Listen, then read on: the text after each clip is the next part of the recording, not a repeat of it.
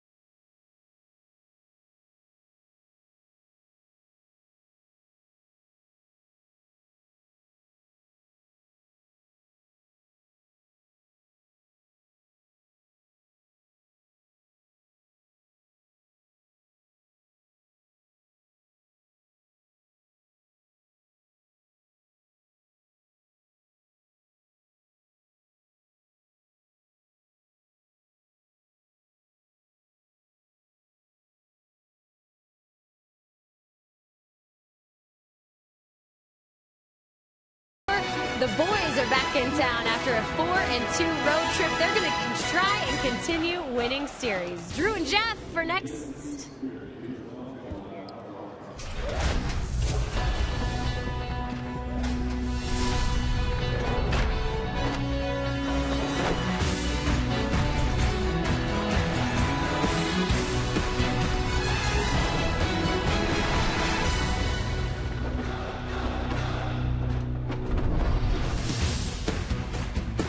Pretty night, a little bit windy. Good to be back home. The Rockies return to the Mile High City and 20th and Blake to open up a 4-game set against the New York Mets, who are playing very good baseball.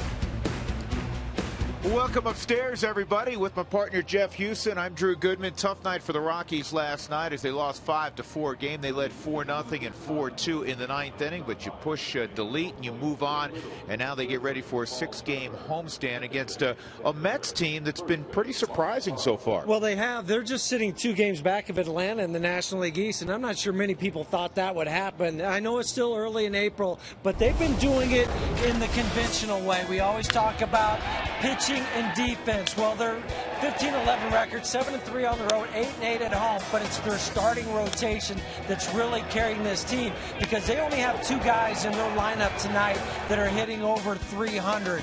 That is not good, but the bullpen has also been very good the last 10 games or so, because remember, they lost their closer on opening day. He was hurt. They went to Jose Valverde. That didn't work. Now they went to Kyle Farnsworth. He's closing the ball game. So Terry Collins has had to mix and match a little bit early in the season, but it is the starting pitching that's really carried this club. Nice combination, tie, shirt. Thank you. You too. Suit. Well, thank you. I appreciate that. Did you get any sleep last night, by the way? A little. A little bit. Rockies rested, ready to go. Colorado and New York, the first of 4. Come on back to 20th and Blake with us.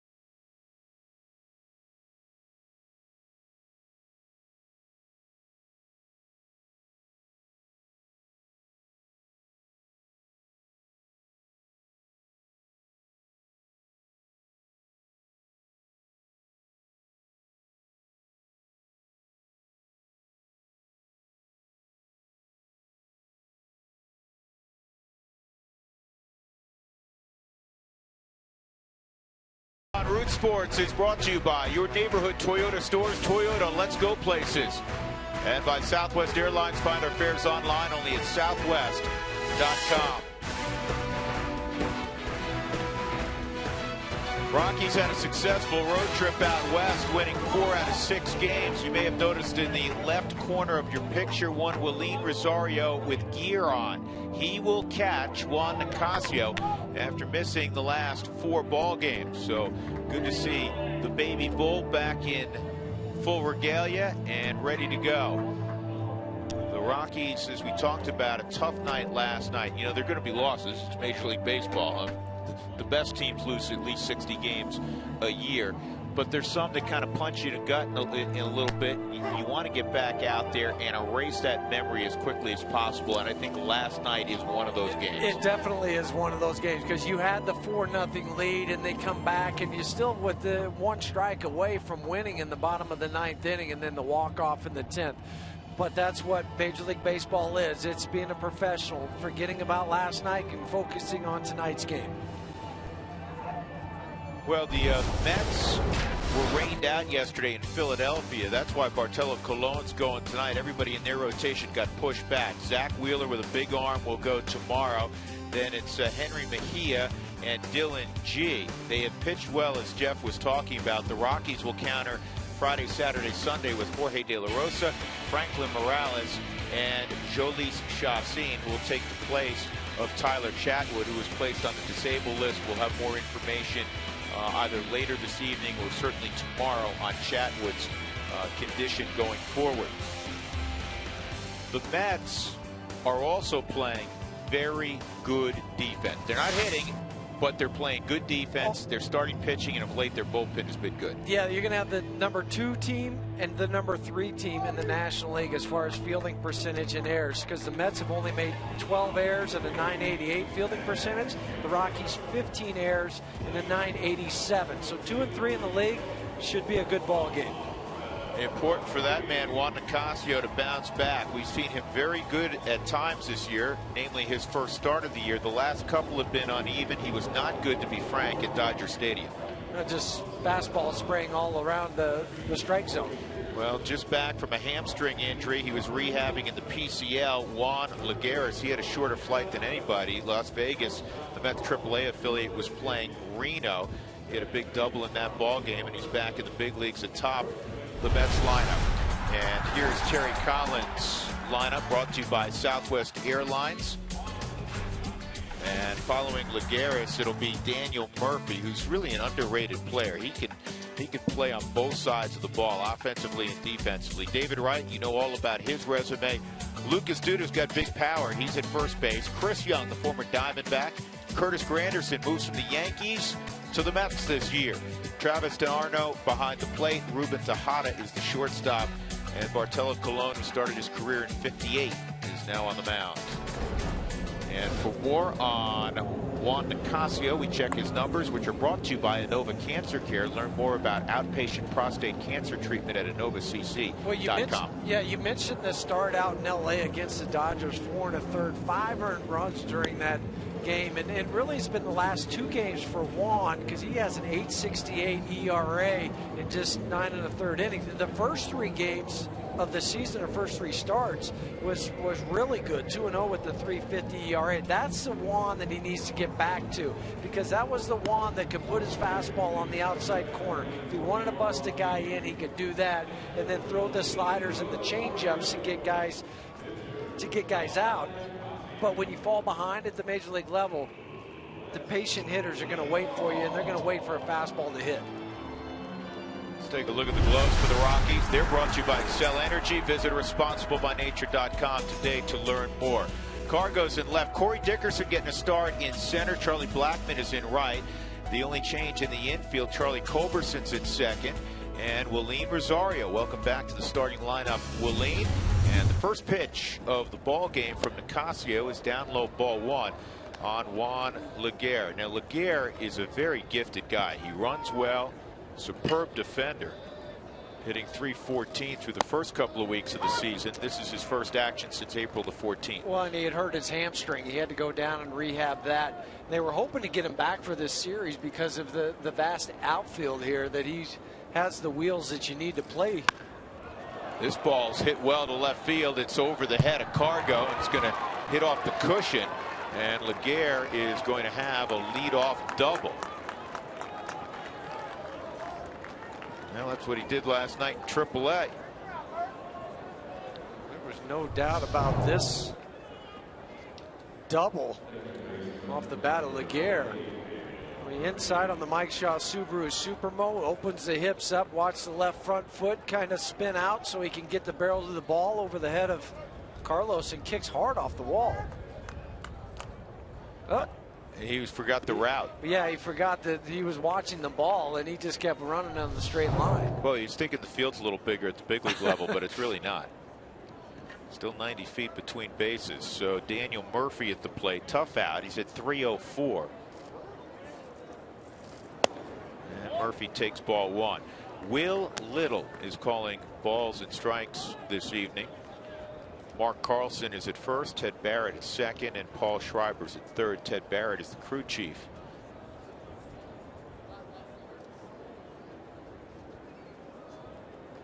.57 degrees and somewhat windy.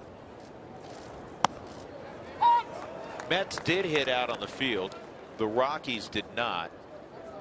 I know you and I were chatting earlier. We both got home and into bed in that 3:15 range this morning. So the Rockies elected to do their hitting in the cage. When the Mets didn't get here till about 3:30. Their game was rained out in Philadelphia, but their plane wasn't ready. They knew at 1:30 they weren't going to play baseball in Philadelphia yesterday, yet they did not take off till after midnight.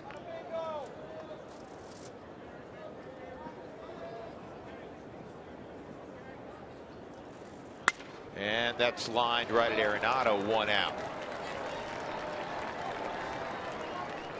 So Lagares goes back to second, and that'll bring up David Wright. Well, and a great pitch from Juan to get David Murphy to line out to third base with the runner at second, nobody out. You're looking to pull the ball, and he didn't.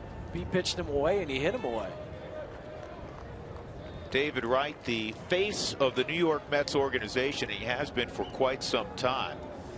And David's off to a somewhat slow start, 262, a home run and 15 RBIs. And the reason I say that is David has only 4 extra base hits, the home run and 3 doubles. That's it through 26 games. Yeah, it doesn't matter how big that ballpark is in New York City Field, because he can hit it out anywhere. But for him to have that few of extra base hits is kind of surprising. And he homered in his 5th at bat on opening day, so he's gone basically a month without hitting a home run. I want to talk him into it here because he's always crushed the ball at Coors Field. Here's the 1-0. Sliders off the plate. Who wants tacos? Remember, when the Rockies score 7 or more during any game, go to participating Colorado Taco Bell locations the next day. Do it between 4 and 6 and get your Rockies taco special. Liv Moss at Taco Bell. Juan Lagares, a leadoff double.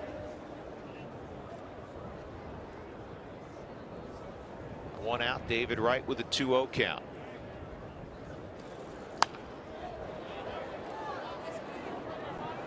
Good late life on that fastball, and it's 2-1.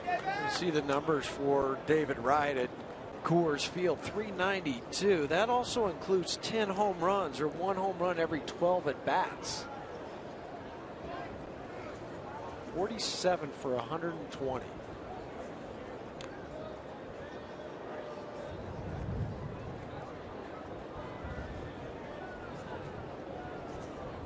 Outfield deep. Dickerson shaded a couple steps toward right center. And that's a strike on the inside corner. Good pitch. It's right, 2-2. Yeah, right underneath the hands of David Wright. A tailing fastball. Well received from Willeen Rosario. You touched on it. The whole key, and it's key for any pitcher, but of late, Nicasio's fastball command has been off. Here's the 2-2, and the slider rope. Tulowitzki's got it. That's going to end the inning. It'll have the glove and flip to Culberson. So the Rockies withstand the Lagares leadoff double. That infield defense shining once again. We'll see the Rockies with the bats when we come back.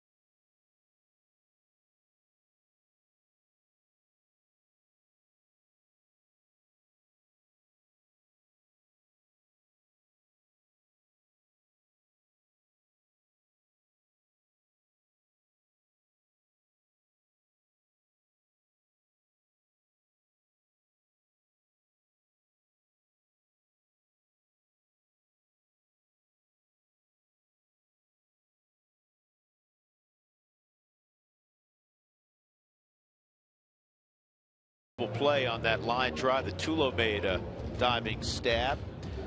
Charlie Blackmon's had a great year so far. 374 average, 418 on base percentage. He'll be atop the lineup as he typically is. Here's the rest of Walt's Southwest starting lineup. It's brought to you by Southwest Airlines. Find our fares online only at southwest.com. Nolan Arenado, he of the 20-game hitting streak. He'll bat second. Then it's Cargo and Tulowitzki, Justin Morneau and Willeen Rosario. Corey Dickerson will bat seventh. Charlie Culberson in front of Juan Nicasio against Bartolo Colon.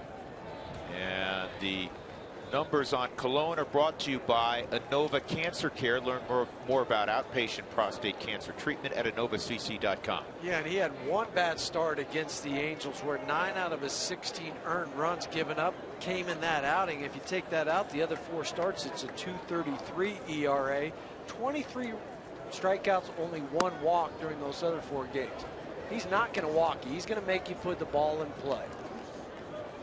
He just knows how to pitch, and after all, he's been at this craft for a long time. He'll be 41 later this month, and it's 2-0. Reminds me of Livan Hernandez, where they were hard throwers earlier in their career, and now they're crafty right-handers. Good way of putting it. And this ball is in the air to left field, playable for Young. He's got it, and Charlie is retired. Let's take a look at the Mets defense. Just 12 errors, as we spoke of. It's brought to you by Excel Energy. Visit responsiblebynature.com today to learn more. Chris Young can play center field. That's where he's played most of his career. So they have a plus defender in left. Lagares is terrific defensively. Curtis Granderson's in right. And David Wright has a good glove. Ruben Tejada, Daniel Murphy very steady at second. Lucas Duda's getting to play every day now that Ike Davis is in Pittsburgh. And the first pitch is in there, a strike on the Rockies' third baseman, Nolan Arenado.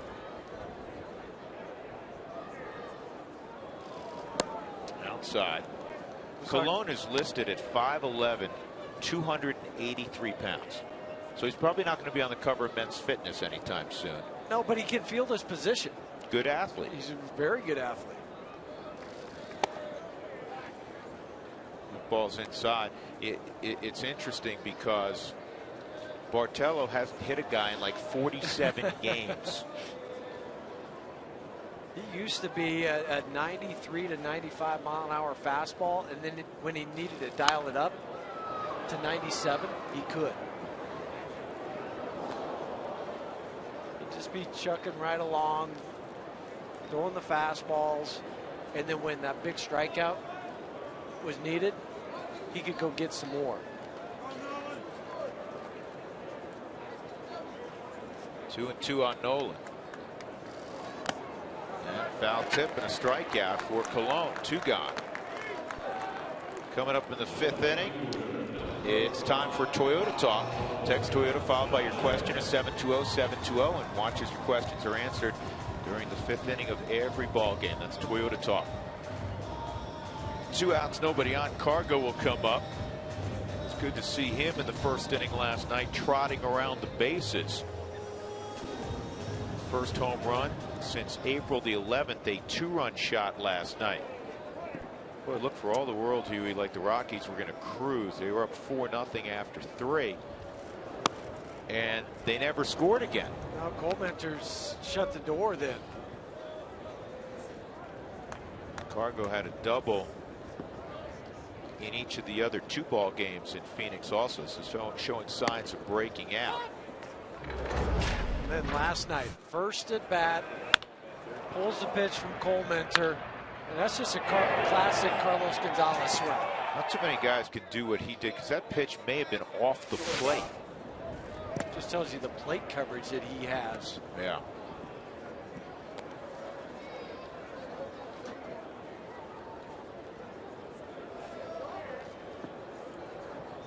Curtis Granderson way off the line. I mean, he's in right center field. I've never seen a guy that far from the line. Have you? Not with a pull hitter like Carlos. It's 3-1. It tells me that Colon's going to pitch him away, and then they're hoping that he hits the ball from gap to gap. Just cut off the gaps, especially in right field. Well, that's in the air to left. It's a long run for Young, and he's not helped by the wind pushing it away from him. And whatever wind there is blowing in from right center across. Right center to left field. When you felt like a guy was going to stay away, did you ever try to subtly right before the pitch cheat and slide up? No, you would have to do it as you grab your bat and as you walk back into the box. It's tough to move your feet as he's starting his windup, but right now as you're starting to get that toe hold in the box, that's when you could creep towards the plate more. This ball crushed right center field. Take a good look. You won't see it for long. Back wall of the bullpen, and the Rockies have a 1-0 lead. Number 6 for Little Pony.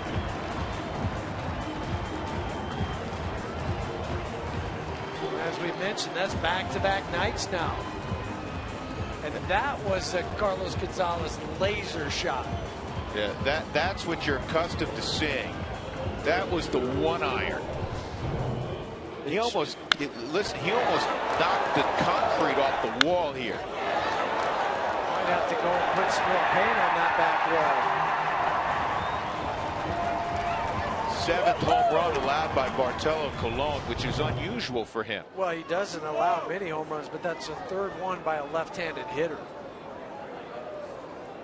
Here's Tulowitzki. He's been known to hit the ball out from time to time. Strike 1 on Troy. I'm just surprised they came back inside with the Mike Shaw Subaru Supermo. I mean, look at the straight leg there, and then the palm up, palm down of the hands. Troy hits it in the air. Young going back, still going back, and on the warning track, he pulls it in. So Carlos Gonzalez goes deep, back-to-back nights. He's done that, and the Rockies have the early advantage.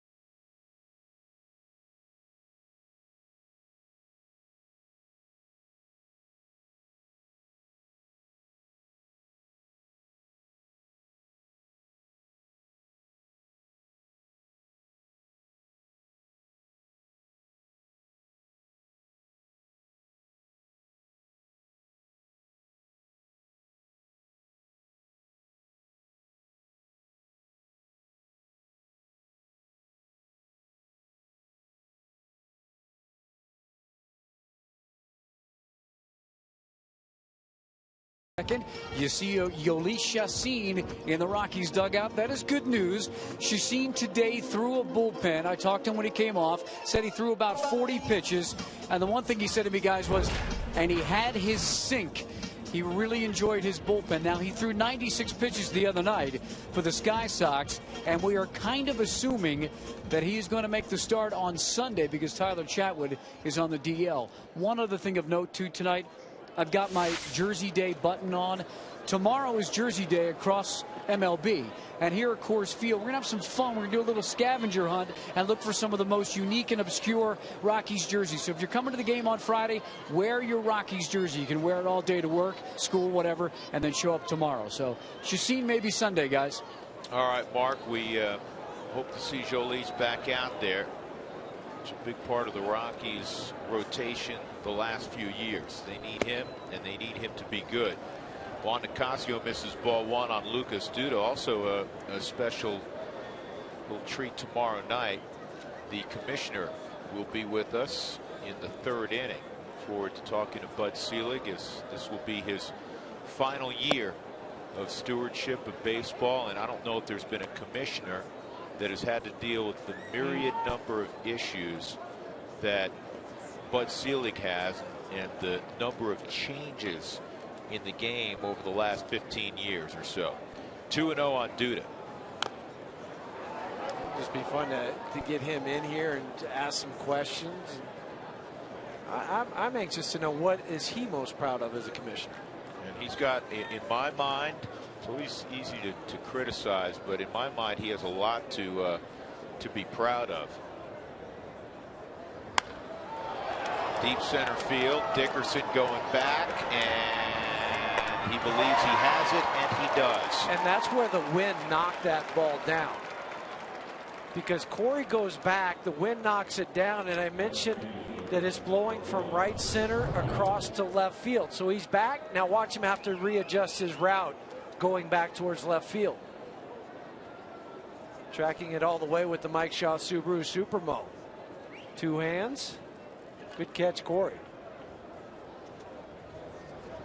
Fan Friday is back, and tomorrow is Jersey Day. Mark was just telling you about it. Tweet us pictures of your favorite Rockies jersey, either past or present, at rootsports_RM using the hashtag Fan Friday for a chance to get your picture on the air during tomorrow's broadcast with the Mets. And another first pitch that misses to Chris Young. Chris last year played 107 games with the Oakland A's. And that misses. 2-0. Hit 200 with 12 home runs, and he drove in 40. Always that guy that you thought would do more. Hit for a higher average. He knew about the home runs, would steal some bases, good defender, but just never had that constant 275 average. Yeah, I mean, he's produced over 100 stolen bases in his career. He's produced closing in on 150 home runs, but his lifetime average is 235, and it's 3-1.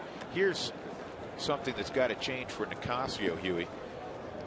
The first 5 batters he's faced, he's been 1-0 on. Sharply hit, past and diving, Nolan Arenado. We talk about the numbers almost every night. Is the average what happens when you're ahead and what happens when you're behind. This pitch to Chris Young, if there's one pitch that he can handle, it's the belt high fastball. Well, as you know, there's not a guy in baseball that's not going to handle a 3-1 belt high fastball somewhat consistently. No, they better be able to, but that's right? the one spot that Chris can hit. If you go down, he has trouble going down, or elevate up by the letters. He has trouble getting on top of those balls. Here's Curtis Granderson. That's plied him away from the Yankees with a 4-year, $60 million deal. So he didn't have to change his home address. He just was heading to Queens instead of the Bronx. And that's the first pitch strike. It's 0-1 on Granderson. 1-1. I think Curtis is finding out that standing on the plate and trying to pull every pitch like he was able to do it at Yankee Stadium's not going to work at Citi Field. No, I mean, he hit 40 home runs twice playing at Yankee Stadium, which for a left-handed pull hitter is a joke.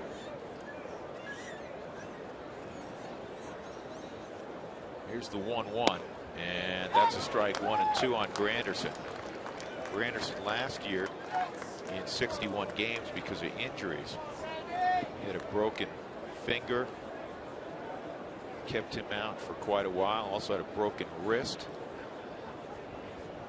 61 games, 229 average. 2-2. 2011, he had 41 home runs, drove in 119, 262 average. The 119 led the American League in ribbies. The next year, 43 home runs, 106 ribbies. Listen, he's going to strike out, But for a guy that's not that big, he hits the ball a long way. Generates bat speed. That's what you need to hit the home runs. And that's fought off and dumped into foul territory. 2 balls, 2 strikes.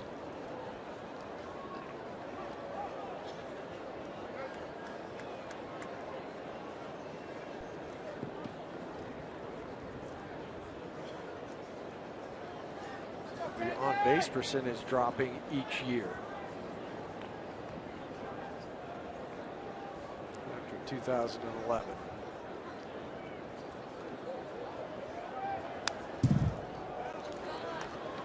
Granderson had been taking a lot of heat from Mets fans with the really slow start. It's abated a little bit recently because he produced 2 walk-off hits, a sac fly that won a game and a base hit that ended up winning a game late for the Mets.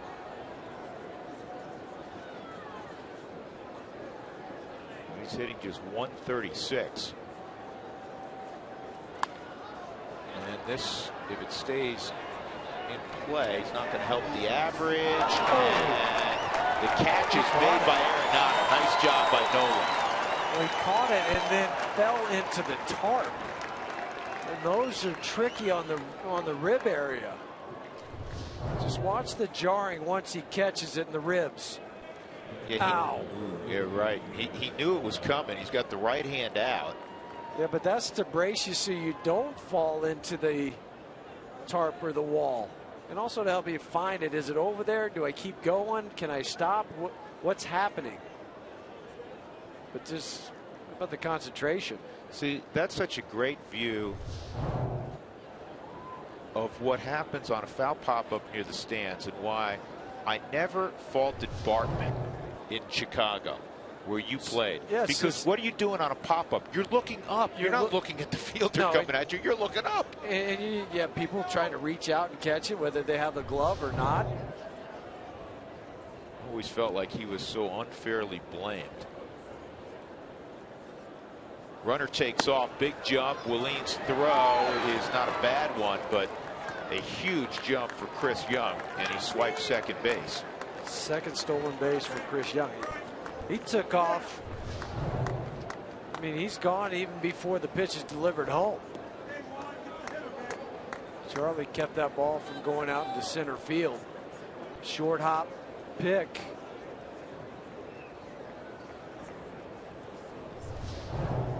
He was 2 strides into that stolen base. 1-0 on Travis d'Arnaud, and a bouncing ball to short. And Tulowitzki throws out the Mets catcher. Rockies lead 1-0, middle of 2 at Coors Field. First of 4 with the Mets.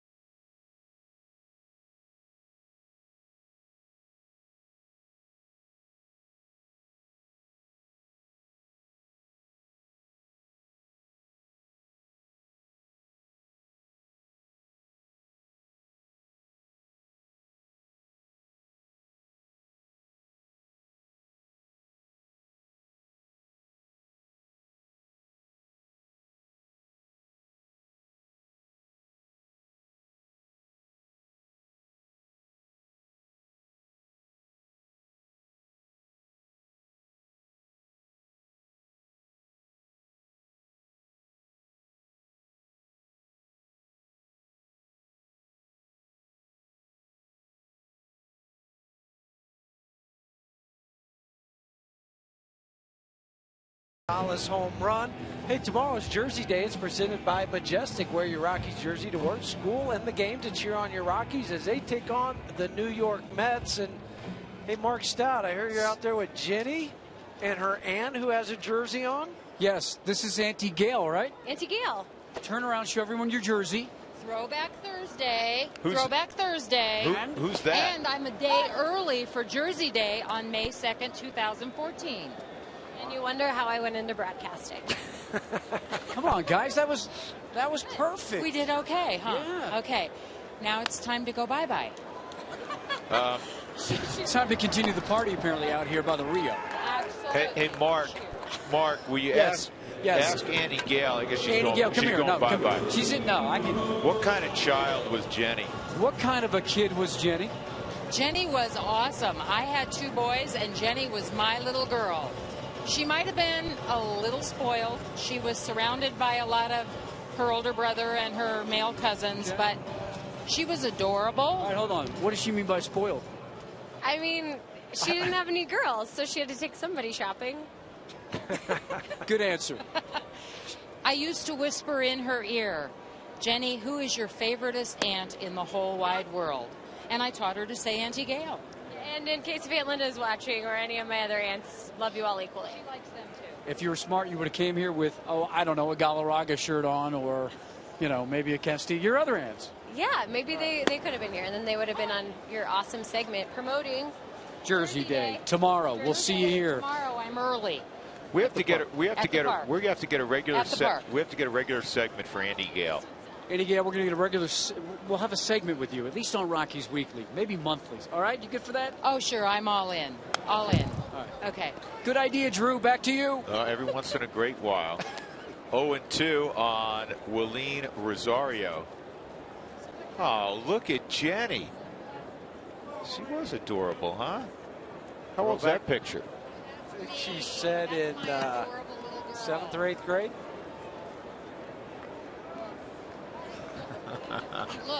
Look. Ground ball to short, and a nice play to throw out Willeen Rosario by Ruben Tejada. 2 gone, and that'll bring up Corey Dickerson. That was a play that illustrates why the Mets have only made 12 errors. That wasn't an easy play, having to go back on the grass.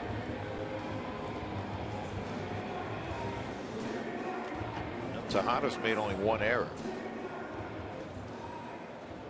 The leader in the infield's Murphy with 3, which is a little bit unusual, having a second baseman lead you, but it's a month into the season.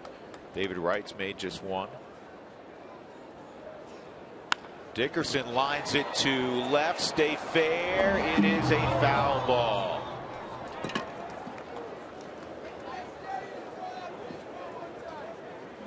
Combination of the wind and the slice off the bat took that 2 feet foul. Auto glass issues, trust Safelite. Go online to safelite.com where the phone number is 303-287-5000.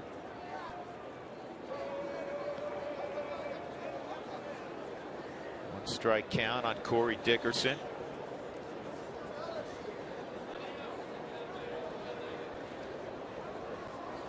Rockies up 1-0 on the Carlos Gonzalez home run to the back wall of the Rockies bullpen.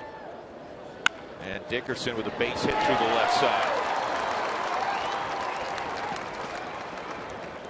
Hard, aggressive turn, as it should be, from Dickerson. And he comes back to the bag when it was fielded by Chris Young.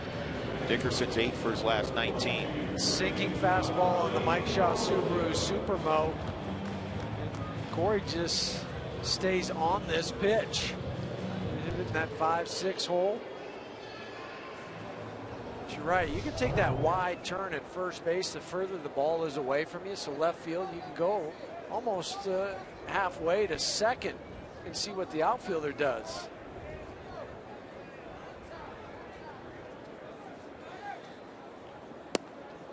I like this move tonight by Walt, and you played a long time in the big leagues and you started a lot. Sometimes you came off the bench, Huey.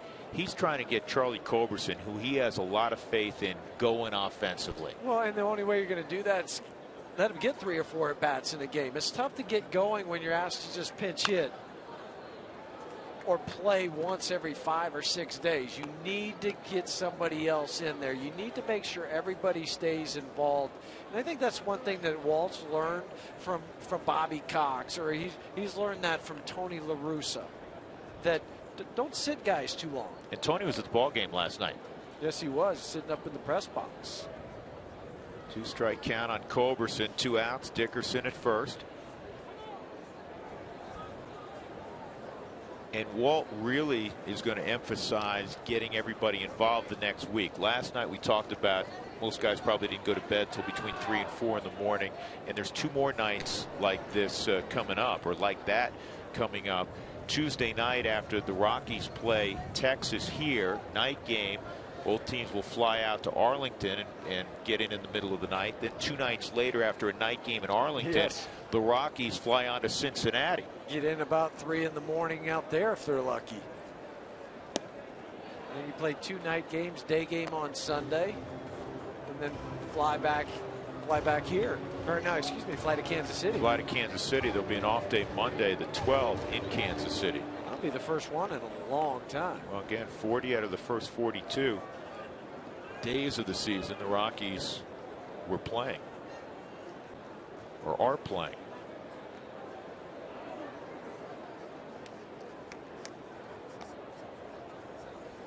Ouch. That got Corey in the back. That pickoff hit him, and Lucas Duda did not catch it. Corey stopped it.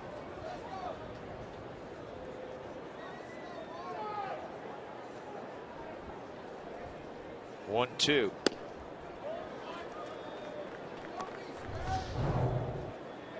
Okay, you're diving back. You're worried about your hand. Don't jam your thumb into the base. Really, the last thing you're worried about is a ball in the ribs.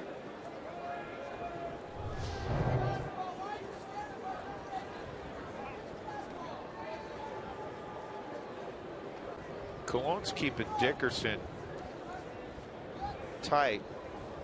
How good a running situation is this? Not bad, because of the off-speed pitches that Cologne would throw here in a 2-2 count, where he's trying to get you to fish at it if he bounces it.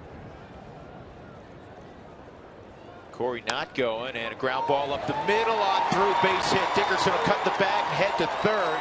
Throw in that direction, safe at third.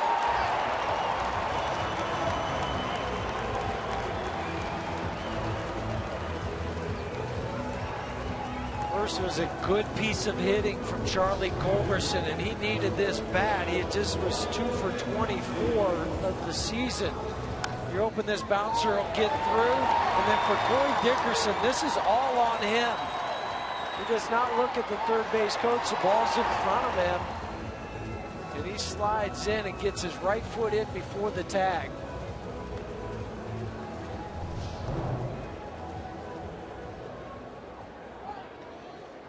Well, now would be a great time for Juan Nicasio's first knock of the year.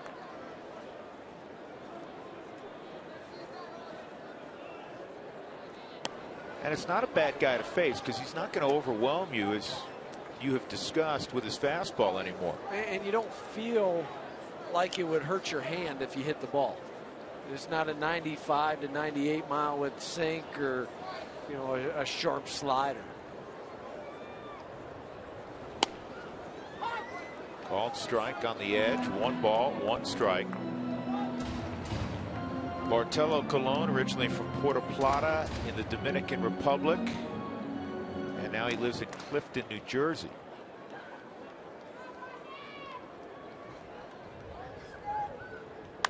This ball's pretty well hit to right, and it is a fair ball. It's going to score 2 runs. Juan Nicasio with a 350-foot single down the right field line. Told you it'd be a great time for his first knock. 3-0 Colorado. This is like 2 or 3 times in the last 3 ball games that you called something. Going to go to Vegas. There you go. Well, Juan Nicasio. hits it over the head, right down the line of Curtis Granderson, and just catches the chalk and the dirt. This is a long way out there. Now, how big was that hit by Culberson? Huge. We've said it before, that 8th place hitter in the National League. It's a tough spot to be in. It's a tough spot to hit in, and Charlie came through. Well, careful. That thing came back like a... And then into center field. This is a Mets team that's played really good defense. Nicasio's not going to move up. But Darno, like a pitchback, turned around. He got the baseball. And then he fired it to center field. Well, it's off the brick wall behind home plate. He fires it high into center field. Juan wisely just anchors back down at second. Travis d'Arnaud, one of the better catching prospects in baseball. Got to the big leagues late last year. He's been involved in a couple of big trades already in his career. Charlie fouls it off. It's 1-1. His debut August 17th at San Diego.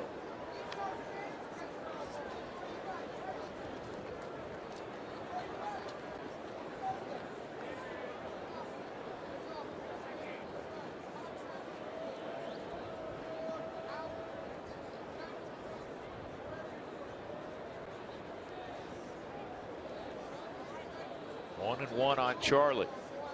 Outside. Juan Nicasio producing his first 2 RBIs of the year. And now the Rockies as a staff have 5 ribbies. Of course, last night Jordan Lyles hit a long home run to left center field. The 5 RBIs are surpassed by only the Giants pitching staff. And they got 5 in one game. In one game, as we all know, from Bumgarner. And that came at the expense of the Rockies. Cubs Cardinals also have 5 ribbies from their pitching staff.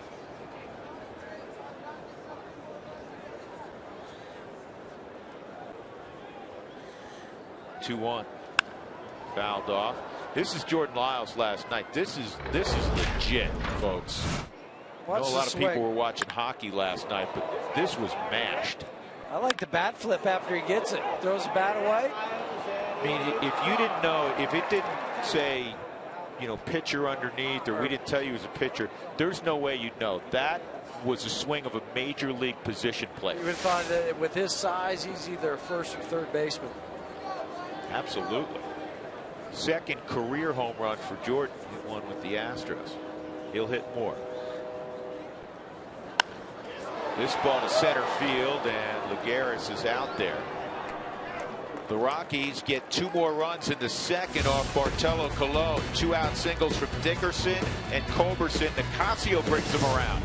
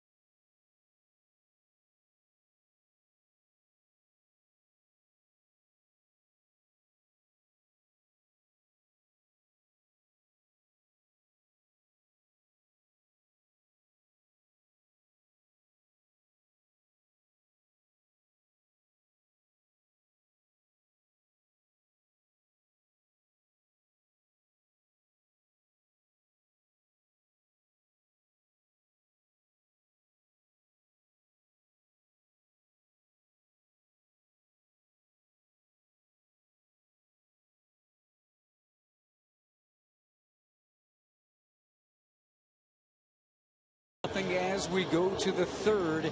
This is a homecoming of sorts for Eric Young Jr. EY Jr. not in the lineup for the Mets, but he's here. His dad, of course, coaching first base for the Rockies. They were together today before the game, and EY Sr. asked about the one thing he thinks of when he's thinking about EY Jr. and his career. The most important thing I remember, or the most important moment, I think, is having my son pick up my bat after I hit a home run and coming around and giving me a high five. I think that right there, that was a special moment for me as a dad. EY Sr. getting a little choked up today. It was a special moment to watch him talk about EY Jr. And Drew and Jeff, when he was asked about how he would scout the Mets, he said, I'm not going to have any input on EY Jr. I'll leave that out of the equation. But kind of a neat day for father and son. It's a really neat day. And first of all, you're talking about two of the classiest players I've ever been around, father and son. And they are, we've described this before, I mean, they're fathers and sons that are close. And then there's EY Sr. and EY Jr. They are exceptionally close. They're now like brothers, you know, because obviously EY Jr. is a man. Well, it was fun coming in today. Saw Eric Young Jr. in the hallway as we're passing. They just got done with their press conference. I'm coming in. You know, gives you a hug. Say, hey man, how you doing? Everything good? It was just good to see him again. And of course, when they're talking together, that is a special feeling. I was fortunate. I had my son be able to bat boy for me when I was playing, my son Kyle, and to have him at home plate and give you a fist bump, that, man, it is still one of the best memories I have. Absolutely.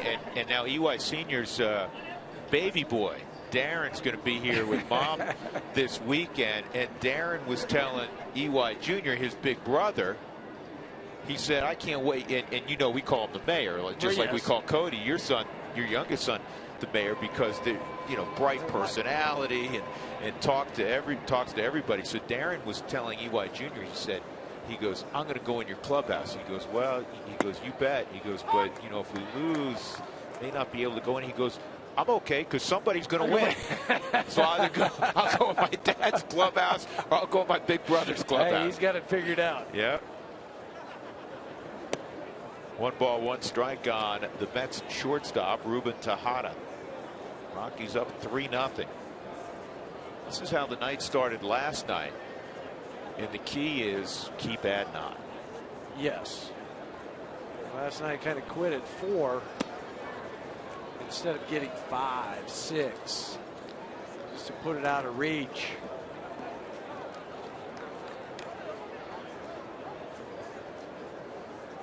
Juan still looks like he's battling that fastball command a little bit, Huey. And he's trying to catch his breath too from running the bases last half inning. That's a good pitch. Here comes Tulo. And he's got Tejada 1 out.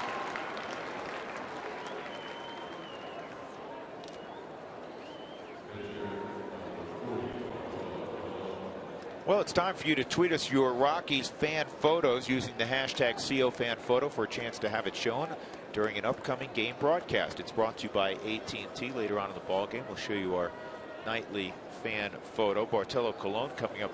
Huey, when was your last hit in the big leagues? 2000. Okay, well, Colon's got you beat. His last hit was in 05, but not by much. I faced Bartolo Colon. He was still pitching when I was playing. I was 0 for 6 off. He was older than you when he faced. Did you look it up? Yes, I did. I looked it up this morning when I was doing some research. Uh-oh. Not going to be it. 2 outs. And that'll bring up Juan Lagares.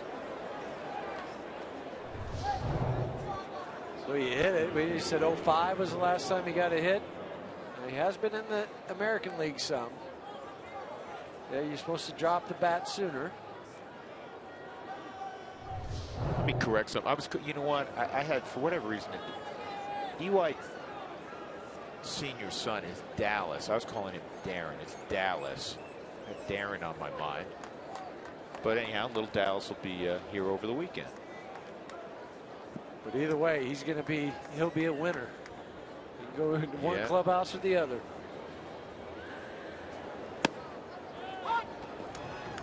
And if you're wondering, a lot of major league clubhouses will allow the kids in there, but if you lose, they say, yep, not tonight. You stay out.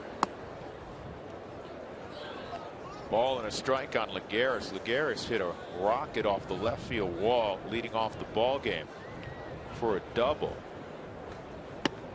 But Nicasio got Daniel Murphy on a soft little liner to Nolan Arenado, and then David Wright smoked one, but Troy Tulowitzki laid out, caught the line drive, and Lagares was doubled off easily. And that's a strikeout of Lagares to end the third inning. First punch out of the ball game for Nicasio, a 1-2-3 third. Rockies up 3-0.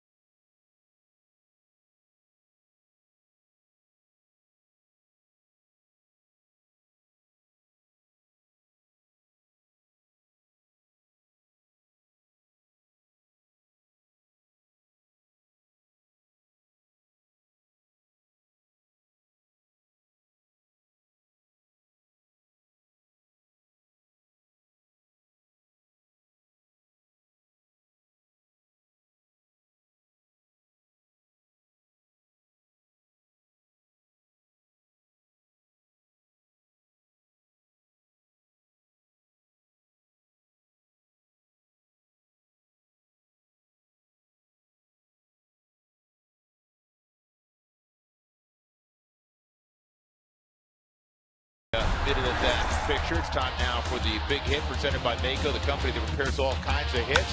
How about Drew Stubbs hitting one out in a 4-4 ball game at the top of the 9th inning. And that led to a Rockies victory a couple of nights ago in Arizona, especially after the great catch he made to close the ball game. Check out your local Mako for collision repairs and auto painting for as low as $449. Visit Mako.com today. And up the middle, and it's now a 21-game hitting streak for Nolan Arenado. He's 6 away from the club record held by Michael Kadire. Just said it last year. He'd come in with the 20-game hitting streak, which was tied for 5th longest with Larry Walker. This is the definition of going right back up the middle of the box. Hit it between the legs of the pitcher.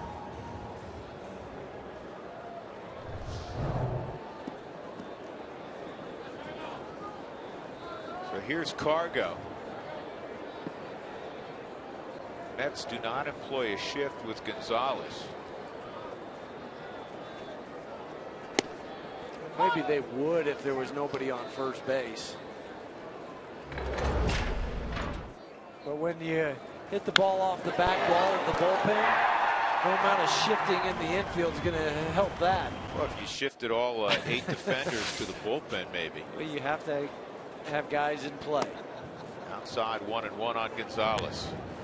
6 home runs, 19 driven in now for Cargo. That was his 127th home run with the Rockies, one shy of a fella he was traded for, Matt Holliday.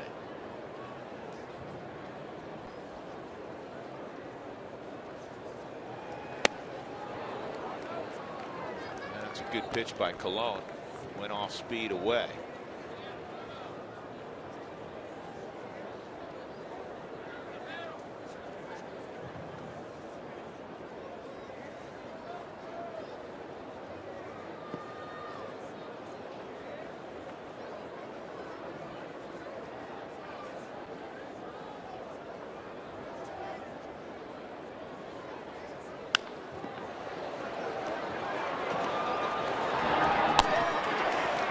it over 4-6-3.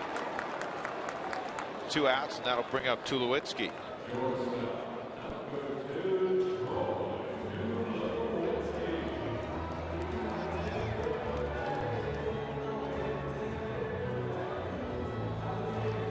You know, the last hitting streak longer than Nolan Arenado's by a player younger than Nolan was when Edgar Renteria, back with the Marlins in '96, hit 22 straight. He was 21 at the time.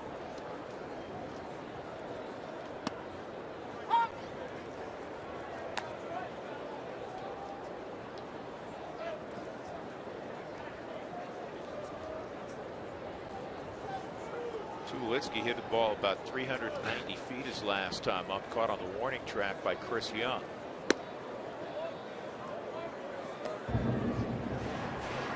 When he hits him, sometimes you don't know. Is it going to go out? He is so strong. He got a ball in Arizona the other night. He hit it high and far. And is it okay? Will it happen? Oh, wow. Duda, that had so much English on it. You're not going to get Troy, and then it's off the fencing of the dugout. See, in years past, and now we go back far more than a decade, before there was fencing in front of the dugouts, it's automatic that you'd have a runner on second base. The ball would be in the dugout out of play. So Troy reaches on the error by Duda. They do that for safety purposes for guys that are going to catch balls up over by the dugout. So he's down and then spins and he barehands that. He tried to catch it with his bare hand for his first error of the season. And that had so much English on it.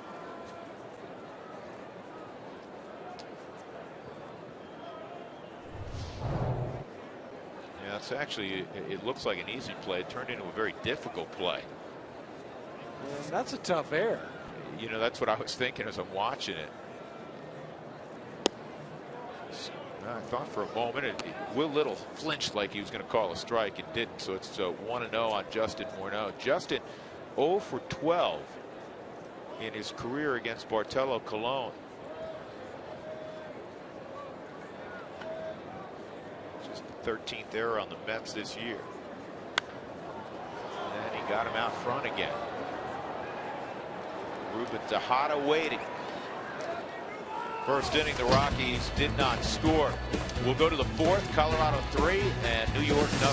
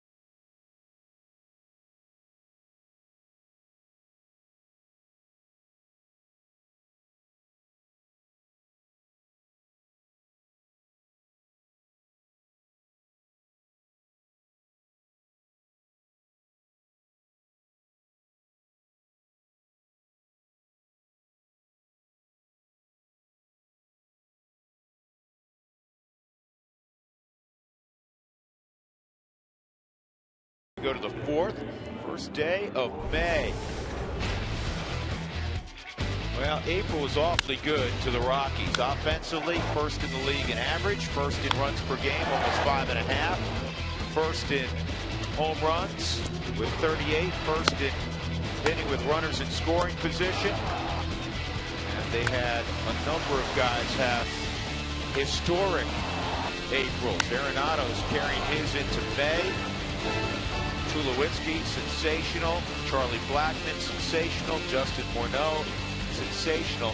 And the key will be, it may not be at that level, but carry forward the momentum you've gained in the month of April, because the Rockies have been a good April team the last few years, but not so much in May. Right, and May is on, coming up right now. We're in May 1st. But this team, I look at it, and talking to Walt, some of the guys, it just has a different vibe as far as what's going on. But the numbers that you're referring to, Drew, think back to 2011. They had a good April, and then May 8-21 last year. Same thing. And then May comes along and 4 games under 500.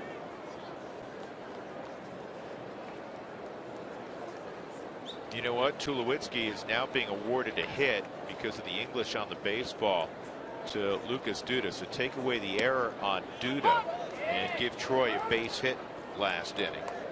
I think that's the right call. The way the ball came off the bat, it wasn't a normal play because of the English and kicking away and the guy having to barehand it.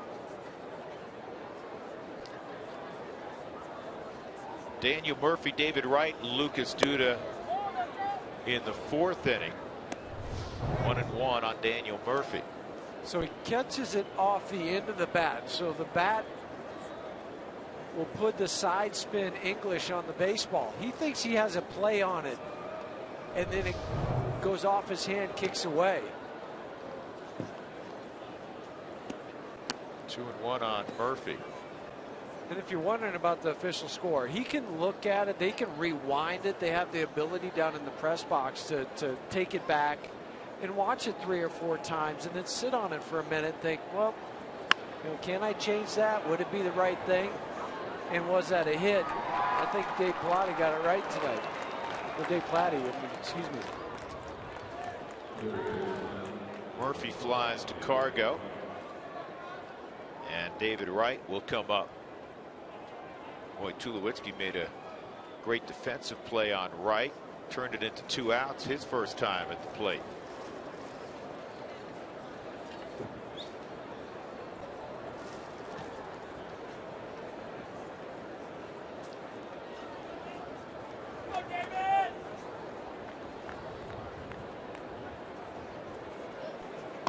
Inside on Wright. You know, there are guys that come along that have all the attributes to thrive in New York. David Wright, an immense talent, good-looking guy, great personality. He's handled being in the #1 media market in the country and really the world as good as you can handle it. Well, he wants that challenge. He doesn't mind being the face of the franchise.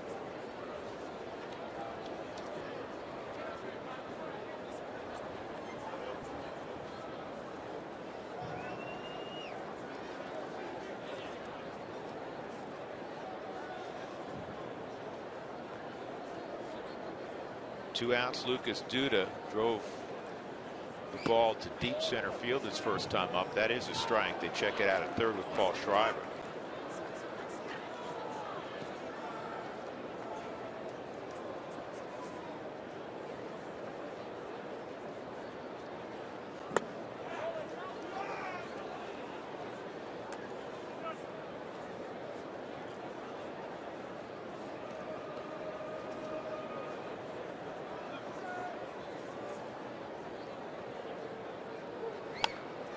Duda fouls this off out of play.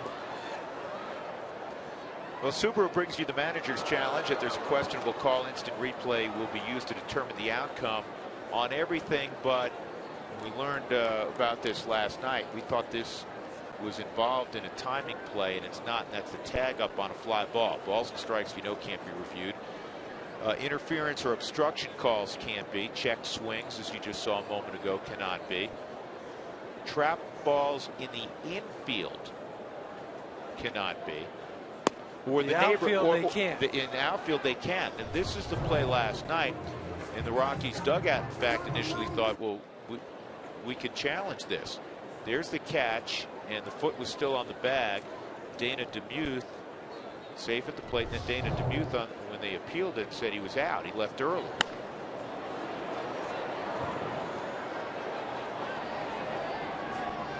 Charlie Culberson makes the play, and it's a 1, 2, 3, 4th inning. And that's 8 in a row set down by Juan Nicasio. Rockies up 3-0.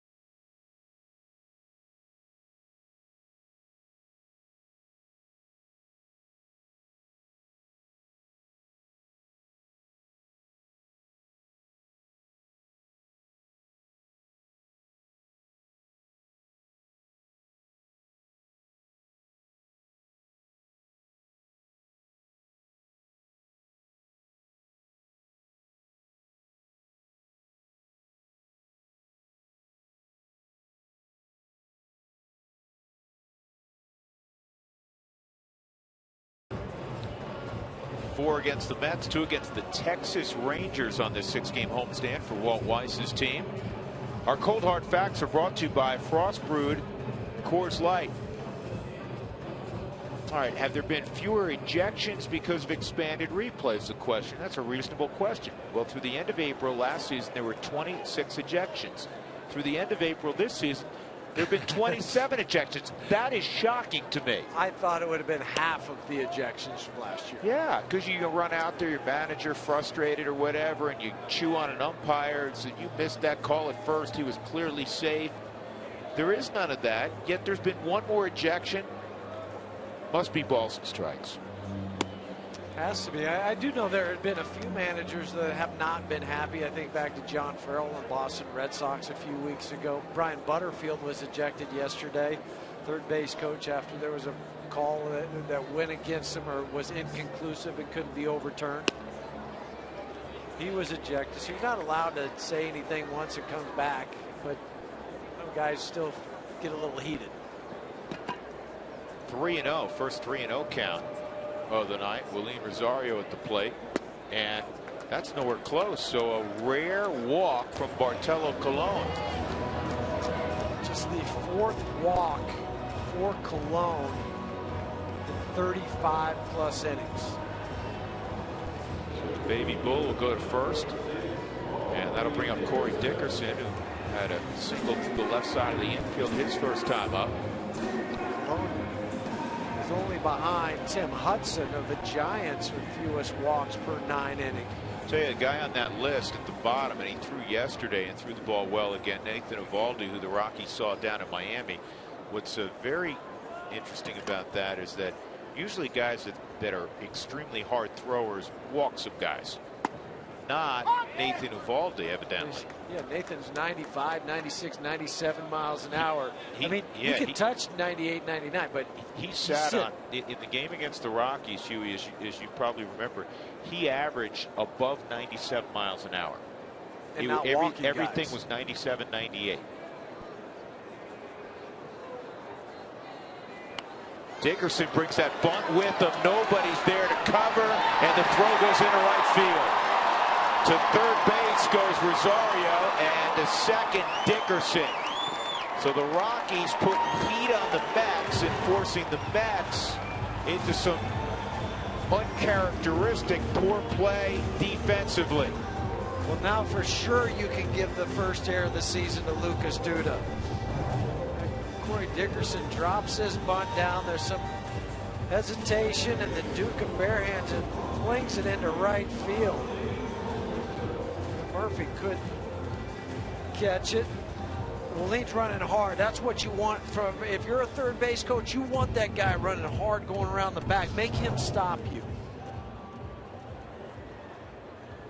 Charlie Culberson, who battled his first time up and then delivered a single up the middle. The Mets will bring the infield in.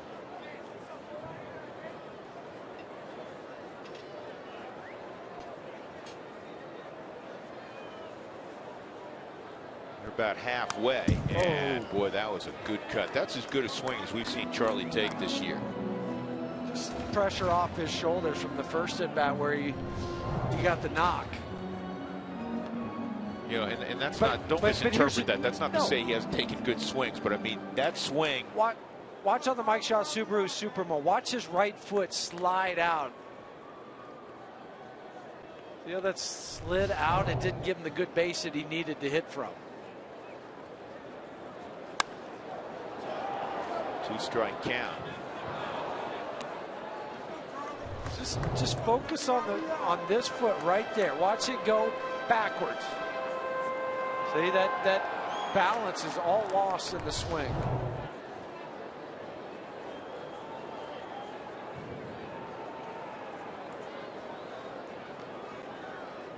He got the pitch he wanted, though. He was on it. 2-strike count. So important here for Charlie to get it in play. I want to see the pitcher on deck in Nicasio. Yeah, I want to see if Colon throws a breaking pitch, because he went in for the grip and then had to step off. That's usually a sign that he didn't have the grip that he wanted. Now he went with the fastball. It's the hardest pitch he's thrown tonight, also at 92. But most pitchers have the fastball grip in their hand, and then when they try to come set, they don't get the slider grip or the curveball, so then they'll step off.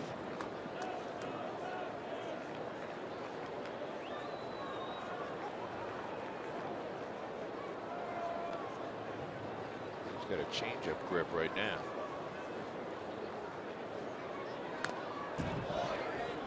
Turn that one over. Hard sinker, 1-2.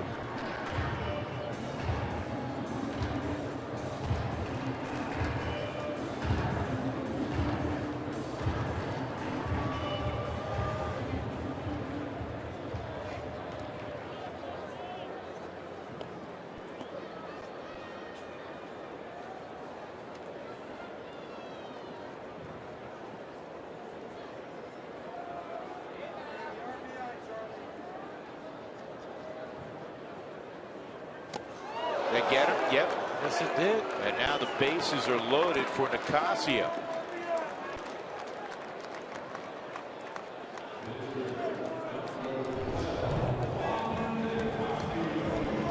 That was a changeup. Get the jersey. So that's the best kind of hit by pitch. So he's done a couple things tonight that Bartolo Colon so rarely does. He's walked the batter, and now he's hit a batter. Hit the jersey. You get the hit by pitch, you get the bases loaded, nobody out, and you get no bruises. Last time he hit a guy, 50 starts ago. Not 50 innings ago, 50 starts ago.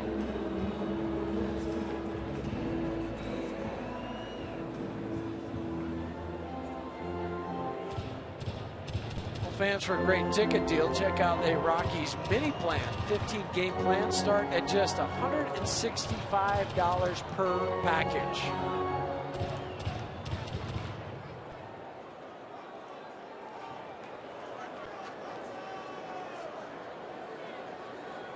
Bases loaded, nobody out. Nicasio drives it to center field. How about the two swings Nicasio's taken? Willian Rosario jogs home with the Rockies' 4th run, 3 of which have been driven in by Juan Nicasio. That was an absolute rocket to center. Well, he just caught Jordan Lyles in RBIs for a pitcher. And Lagares is fortunate this didn't get over his head. He came in 2 strides. and then had to reach back and get this baseball.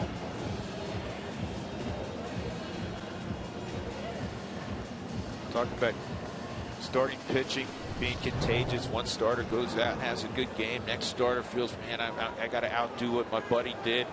Well, maybe it's with the bat too. That's okay. Whatever works, whatever makes you feel like this is my night, then do it.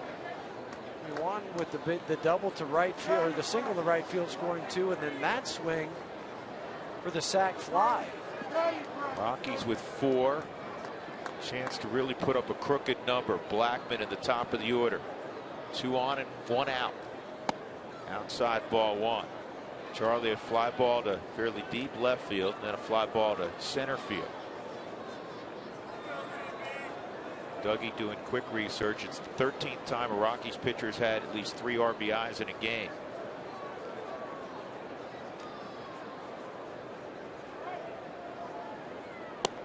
Two and 0. The most ever is 4 RBIs in a game. You'll never get these 2 guys. Think like Mike Hampton, right? Brian Bohannon. But Brian Bohannon could swing the bat. Wasn't Brian Bohannon. Willie Blair in '93 and Denny Nagel in 2001.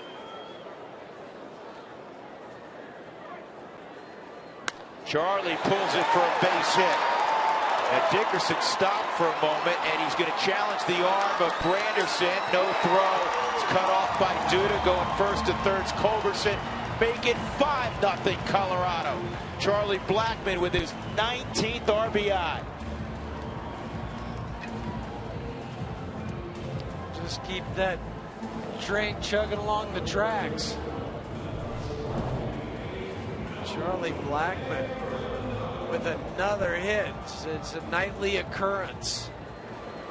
Anderson's playing deep. He charges. Not a good throw at all. And Corey Dickerson again just running hard around third. Herman is up in the Mets bullpen. Arenado, base hit up the middle to extend his hitting streak to 21 games, takes a strike.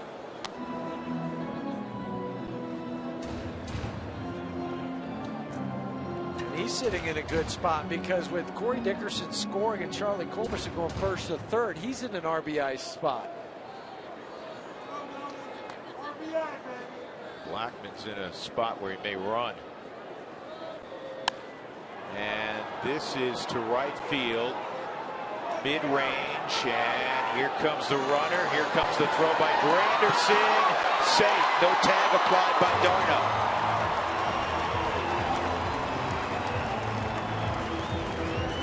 This is where the new rule helped Corey Dickerson to get out and around because he had a lane to go to. There wasn't a collision at the plate like you might see last year. The throw's going. Swipe tag. See that lane that he's able to go in, get around? Because Darno had to move up in front of the plate. Well, Brandon Barnes now back live is going to pinch hit for Carlos Gonzalez. So we'll have to get an update as to why Cargo had to leave the game. Your initial thought maybe is the tendonitis flaring up. Trying to beat out that double play ball.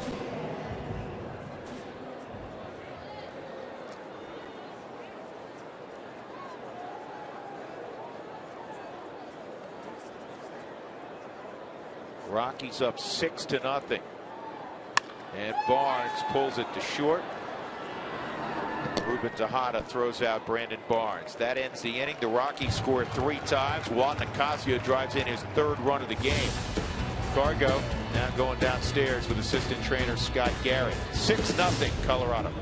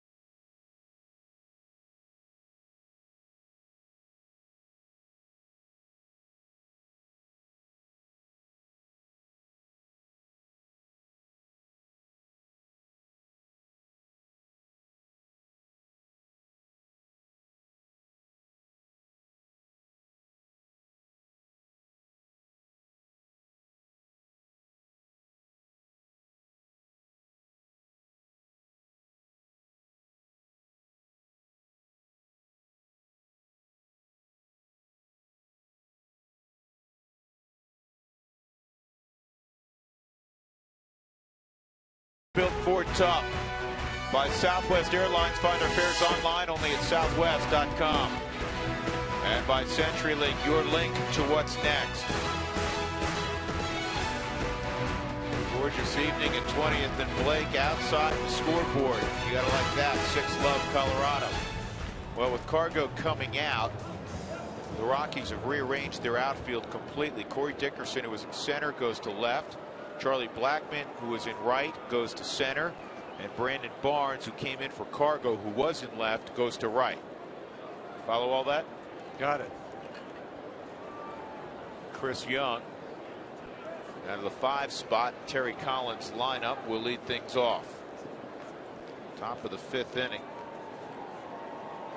It's our Toyota Talk inning also. Fastballs in there, strike 1 on Chris Young, who has one of the 2 hits tonight for the Mets. How do you feel about the new home plate catcher runner rules? How are they going? That's a question from Bo. I think they're going fine. It saves the collisions at home. I said it last half inning. I think that might have helped Charlie Culberson get out and around d'Arnaud because he didn't have to worry about him blocking the plate. The Rockies have benefited once already this year on an overturn call at home plate where the catcher was blocking. It's about the safety and not the big collisions.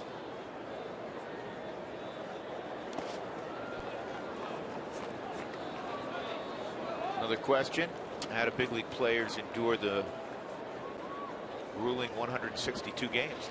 That's a good question. And it's one you have to learn to endure by going through it.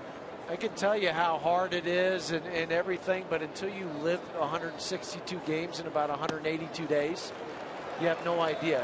How do you prepare your body? Second strikeout for Nicasio as he gets Chris Young. That'll bring up Curtis Granderson. Just one final thought on the 162 games. I think that's the big challenge for a youngster when he comes up, because in the minor leagues you play 142 games. And that extra 20 games, it's just 20 games, you say, but it's another month of the season and that mental grind. I don't think when you combine, as you say, the mental grind with the physical part, I don't think people fully appreciate how physically demanding it is for a baseball player, because to the casual eye, they're saying, well, they're just standing out there. I mean, how tough is that? But it's all the preparation leading up to the ball game. The ground balls, fly balls, BP, the stretching, the running to get ready to play. And then every time, and you don't see this, but every time there's a swing that takes place, every player fires fires all their muscles for a nanosecond, even if it's fouled off, but you fire. And that is, I mean, why am I describing? You describe it. Keep going, because you're right. You're spot on. But the other thing too is think about the times that you're firing all those muscles, then you go sit down in the dugout for 15 minutes. This is popped up. That's straight up. And it's up the elevator shaft. That's a tough play. Good play by Willeen Rosario, and Granderson is retired. And here's something else that probably people don't realize, and it's by usually the choice of the player when they get their lifting in. 30, 40 years ago, that wasn't part of it, but it's part of every player's routine. Sometimes after a 3.5-hour game, guys will go and lift after the game. Yeah, they're not going to do it in the morning. They want to get it done while their body's still hot and ready to go and their muscles are loose. Get your lift in, get something to eat, and then you go home. 2 outs, and it's fouled off by Travis d'Arnaud. What's the penalty for second offensive PED use? They just changed the rules for that. It's 80.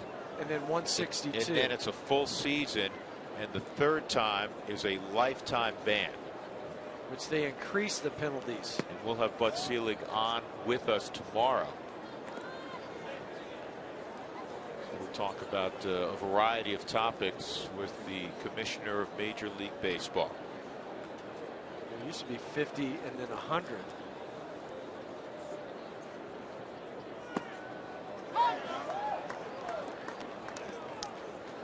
Well, the reason Cargo left the game has nothing to do with knee tendonitis. He has a left index finger contusion, and that is not related to last year's injury, because last year's injury was middle finger on the right hand.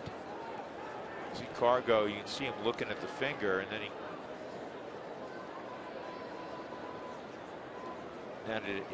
you'd assume it happened in his last at bat.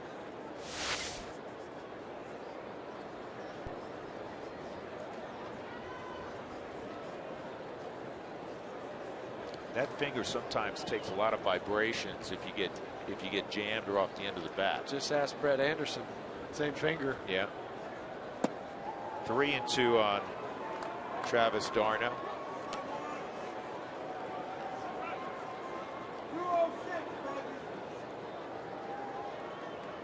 Ten in a row set down by Juan Nicasio.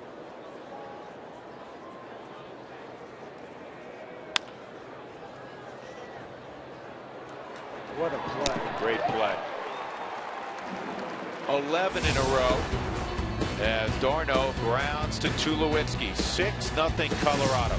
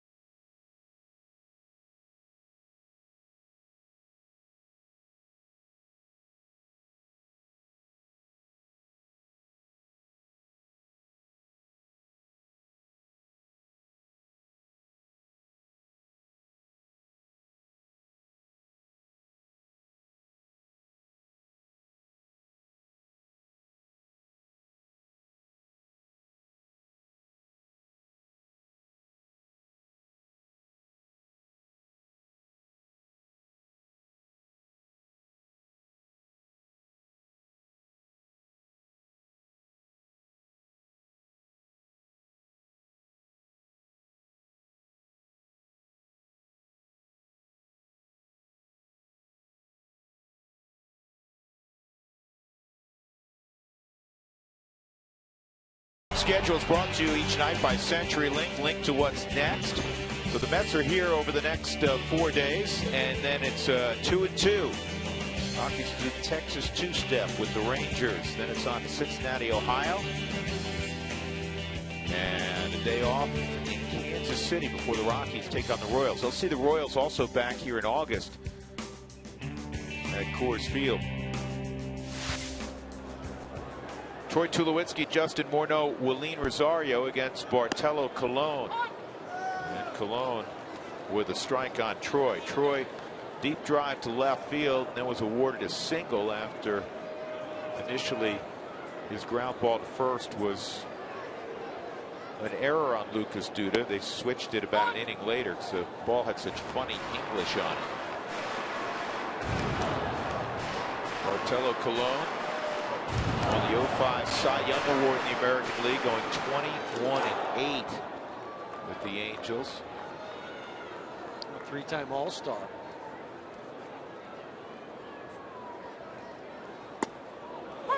Yeah, Troy was fooled there on a 93-mile-an-hour fastball. Just the second strikeout for Colon. And that'll bring up Morneau. He's been able to get Justin out front twice tonight. Weak ground ball to short and a pop-up to short as well. Wells Fargo customers get your 2-for-1 Rockies club level tickets today by going to wellsfargo.com/Rockies. Wells Fargo Bank, member FDIC. With Jeff Houston and Mark Stout, I'm Drew Goodman. Pretty night at the ballpark.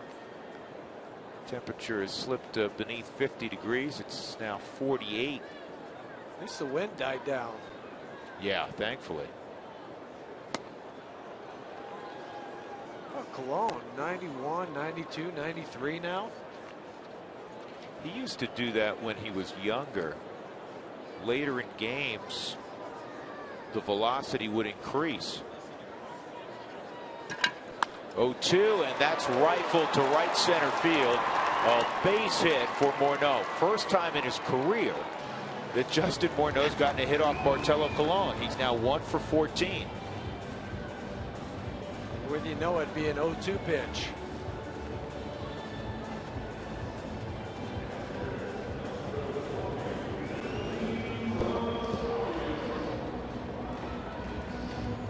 So with one out, Willeen Rosario will come up. Hey, we thank you for texting in your questions. We appreciate it during Toyota Talk, which we do every day in the top of the 5th inning. For more answers to your questions, visit our Facebook page at facebook.com/RootSportsRM, where our game analyst will answer a bonus Toyota Talk question. And Toyota Talk continues in the post-game show as well.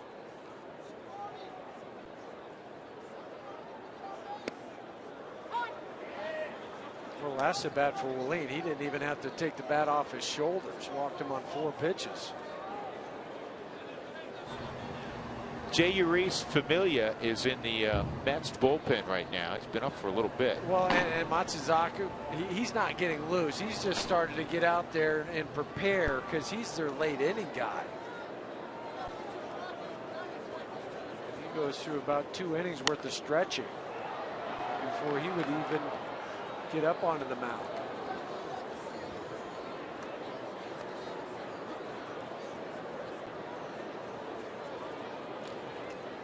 I go back to spring training, Huey, and you and I and Georgie spent a lot of time talking about this lineup and how exciting it is and how deep it is, and that's been borne out in the opening month of the season. And yeah, it's probably unlikely that Charlie Blackmon's going to hit in the mid 370s this year, and it's, you know, probably unlikely, not out of the question, that the Tulowitzki's going to hit above 360. Rosario got. But guess what? Willeen Rosario is hitting in the 240s right now. He hit 290 plus last year, so you know that's going up. Cargo's hitting 241. He hit a home run tonight earlier. Last time I checked, he's a career 300 hitter, yes. So I know that's going to go up. But you've also had some productions from other guys. Michael Kadyr's been out almost 2 weeks now. Thank you. Exactly. Okay? And you have Brandon Barnes, you have Corey Dickerson. These guys stepping in. I mean, DJ LeMahieu's not playing tonight, but he's hitting over 300. They're not all going to be hot at the same time, but when some of those other guys that have been hot have cooled off, chances are some of the guys that haven't been as hot, they start to heat up. But you only need, say, 3 or 4 guys at one time. You don't need all 8 of them to be hot at the same time, but don't have all 8 cool off. That's where having different guys in different situations, that's where it helps this lineup. And that's the other part of it. It's not just guys that have the ability to hit for average. It's up and down the lineup, guys that have extra base and home run ability. That's why the Rockies are one of the tops as far as slugging percentage and extra base hits and doubles. 1-1 on Corey Dickerson. Sharp single and a bunt single tonight. He's 2 for 2. He scored 2 runs.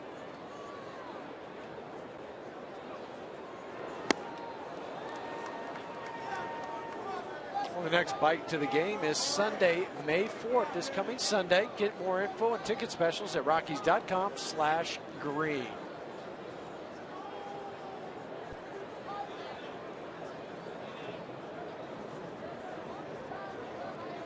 Chuck Converse on the All-Stars. What I want to know is how Charlie shot that, because it looks like he's somewhat upside down as he's holding the camera. Nothing surprised me with Charlie. Get that shot.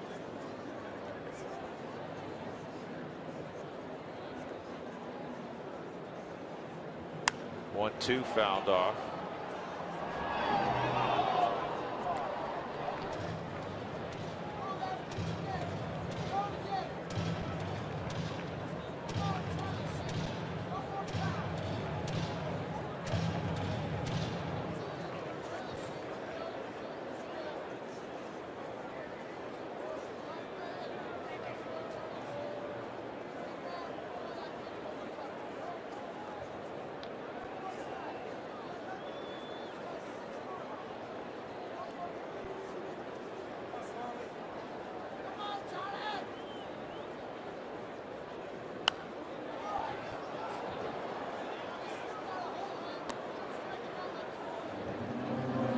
First tougher outing for Eddie Butler tonight in Tulsa. In 6 innings, he gave up 5 runs on 11 hits.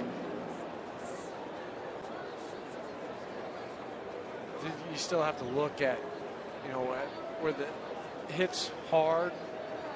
Where were the strikes? Was he missing bad out of the zone? Was the velocity still there? Yeah, a lot of components beyond just looking at a line. Here's the 1-2 again. It's inside 2-2.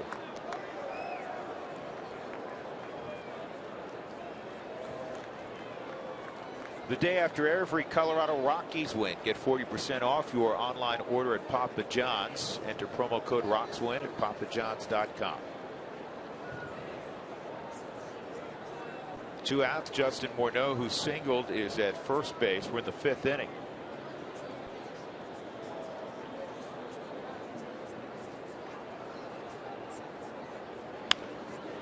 Was a good AB.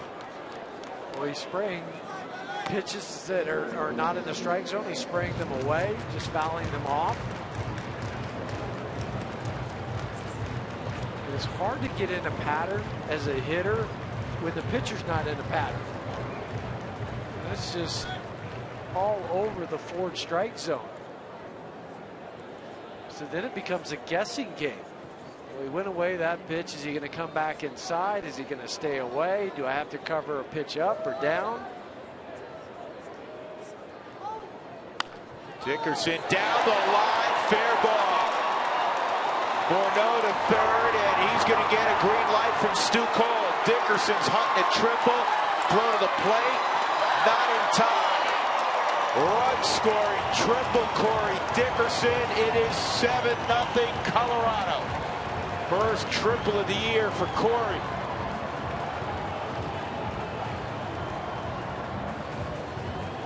What an AB. Great AB, because he throws him a changeup. A little off the end on the Mike Shaw Subaru Supermo. You have to take the top hand off the bat, get it down the line past the diving Lucas Duda, and they were playing over into the right center field gap. Justin Morneau's legging it. Come on. It's a long way to run. That is a long way to run. How about this? This is the first time that a Mets starter has not pitched 5 innings. Well, they've had a string of quality starts going. Bartolo Colon is gone after 4 2/3, 10 hits, 7 runs, responsible for Dickerson at third.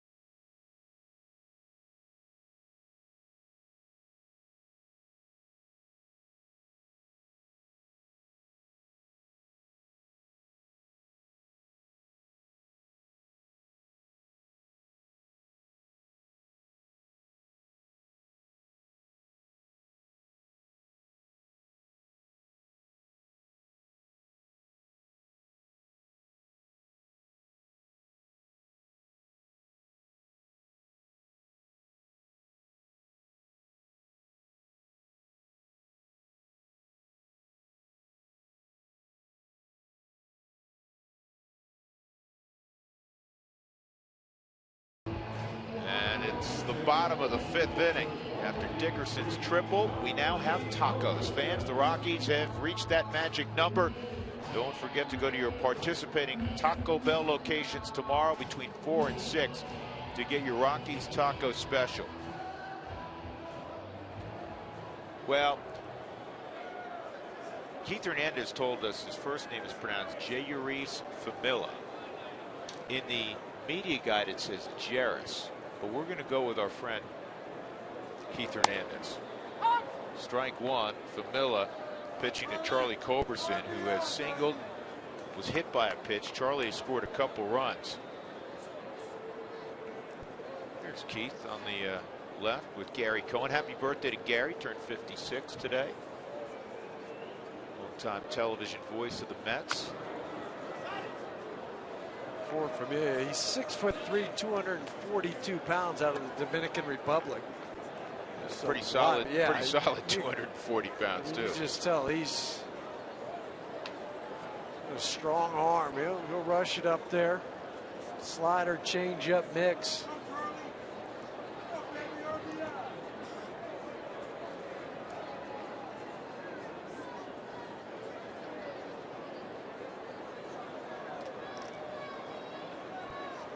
Oh, and 2 on Culberson, and that is a pretty nasty breaking ball. So Culberson gets locked up. Rockies get a 2-out run on the Dickerson triple, scoring Morneau 7-0.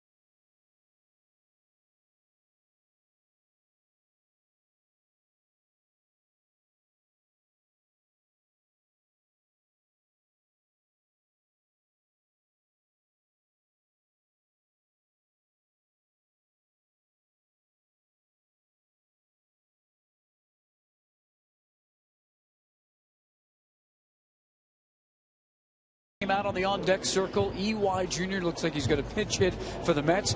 Right in front of me, here by the Rockies dugout, is his dad, EY. They met earlier today, met the media. It was a real nice meeting, and they were asked who's faster or who's quicker. So Senior got to answer that question. I'll give you a perfect example. If I hit a triple, I'll probably slide into third base. He hit a triple, he's standing making that turn, actually thinking about going home. That's how quick and fast he is. I had to use everything I had to get to third base at that time. So, yeah, he's faster. You know, they both played football, too. EY was going to go to Rutgers, went to Rutgers, and EY Jr. was going to go to Villanova, and we're asked what position EY Jr. played. Right away, Dad said, shut down corner, guys. Shut down corner. So, it's again, it was a real nice day to see father and son. Yeah, Senior played both sports right, at Rutgers. At Rutgers, yeah. And Junior, as you said, was going to go to Villanova. How easy was that interview for Junior? He didn't have to say anything. Dad answered all the questions. He said a lot. It was interesting, too, because all the New York media was there, but it was everybody from Colorado asking the questions. A lot of the New York folks are shy. Oh, Drew, you and I know that. Yeah. It's not the case. Always found that to be the case, no? There's Junior. He's on deck. You know whose number, Dougie will remember this. You know whose number he's wearing? Kevin McReynolds. Right, Dougie? 22. Guy who had power and speed. He stole 33 consecutive bases for the Mets. He did, and the reason that's pertinent is Daniel Murphy has stolen, what, 26 straight for the Mets? 28. 28 straight, okay. 1-2 on Ruben Tejada here at the top of the 6th. Reynolds out of Arkansas. Yeah, University of Arkansas, yep. Our radio partners from Fayetteville. Grew up there, but Hastings went to school at Arkansas. 2 balls, 2 strikes. Auto glass issues, trust Safelite. Online at safelite.com or call 303-287-5000. Tonight, Juan Nicasio's pitching performance has been overshadowed by his hitting performance. 3-2. He is driven in 3. Still mess around here. Lead Walker, this 8th place hitter. You have a 7-0 lead, top of the 6th. It's another busy week. Get some length and give that bullpen as much of the night off as possible. And this will work. Pounded into the ground. Tulowitzki's had a busy evening. Now listen to the announcement.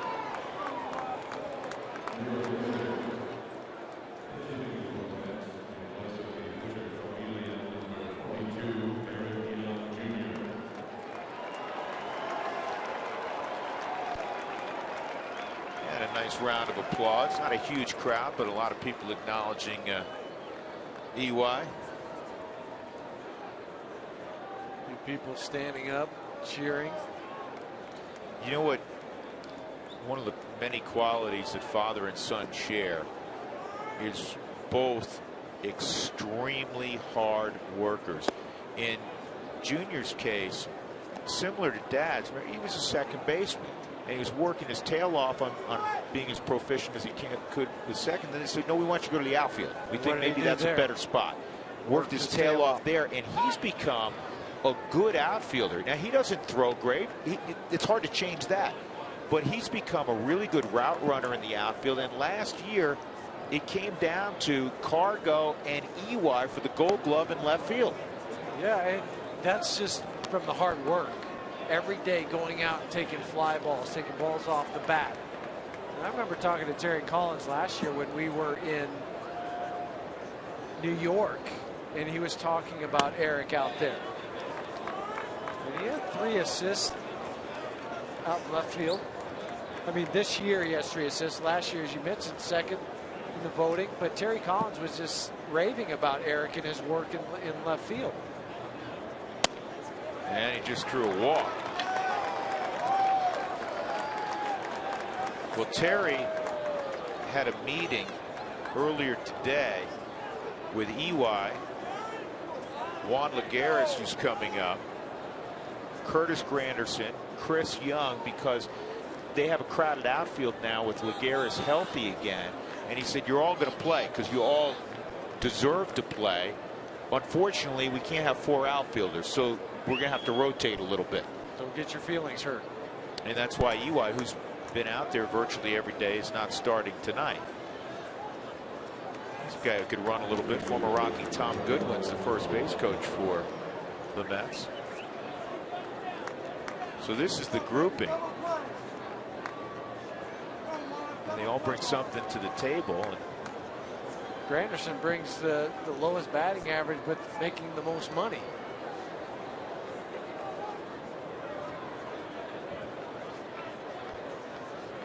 Well, they obviously need him to hit. They need him to drive in runs and hit the long ball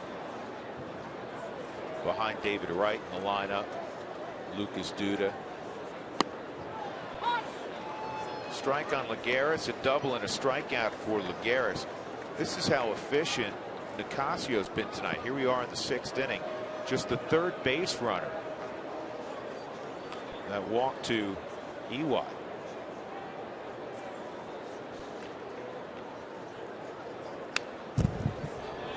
2-strike count. You also negate the speed of Eric Young Jr. with the 7-0 lead.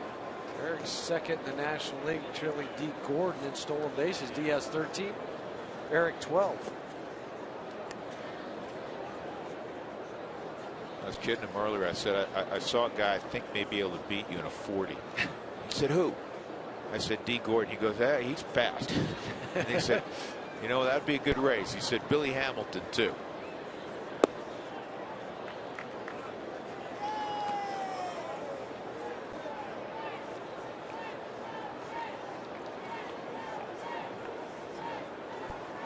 All right, Tommy Goodwin in his day was fast. Yep, Tom could run.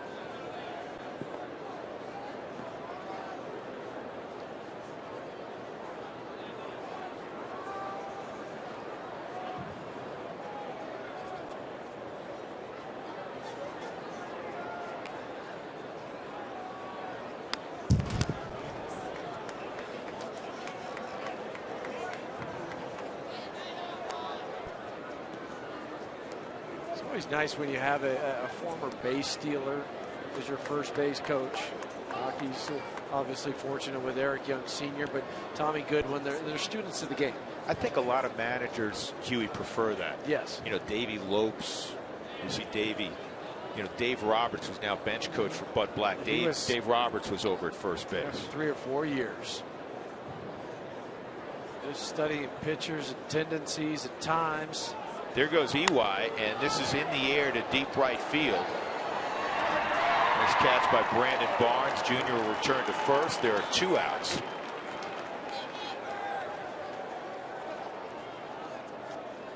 Nicasio's been pretty efficient. 82 pitches in with 2 outs in the 6th inning. Daniel Murphy coming up.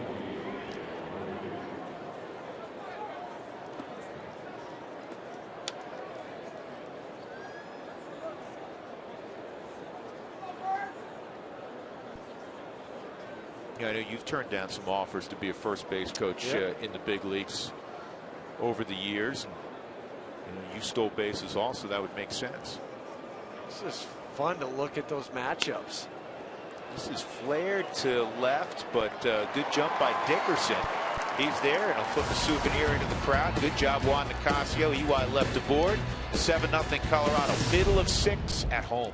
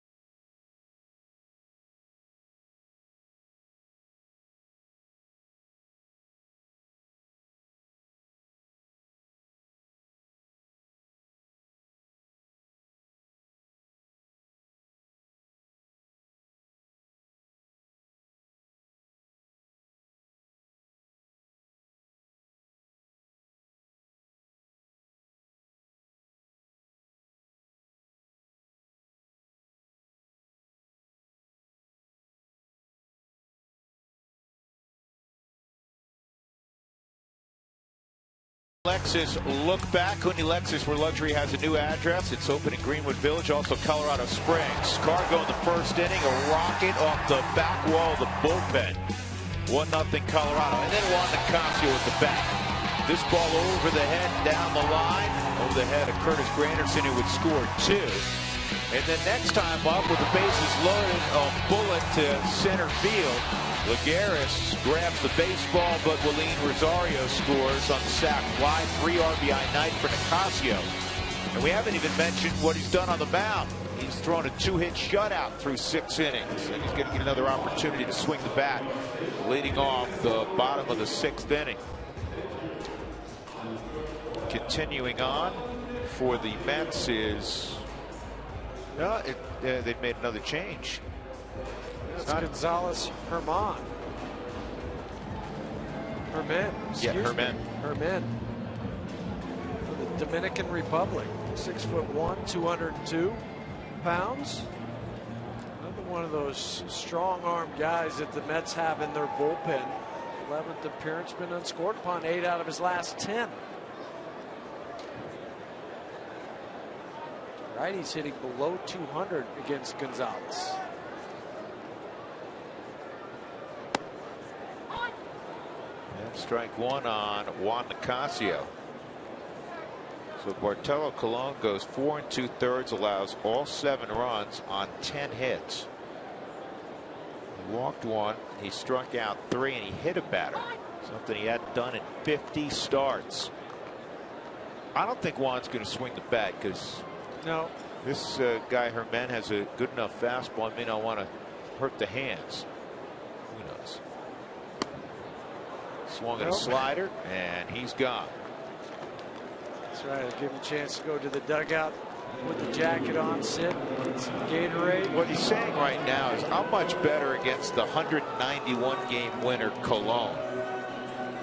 Let me at him. Well, and with runners on base. Yeah, I need traffic. Charlie Blackmon tonight is 1 for 3, an RBI single to right in the 4th inning.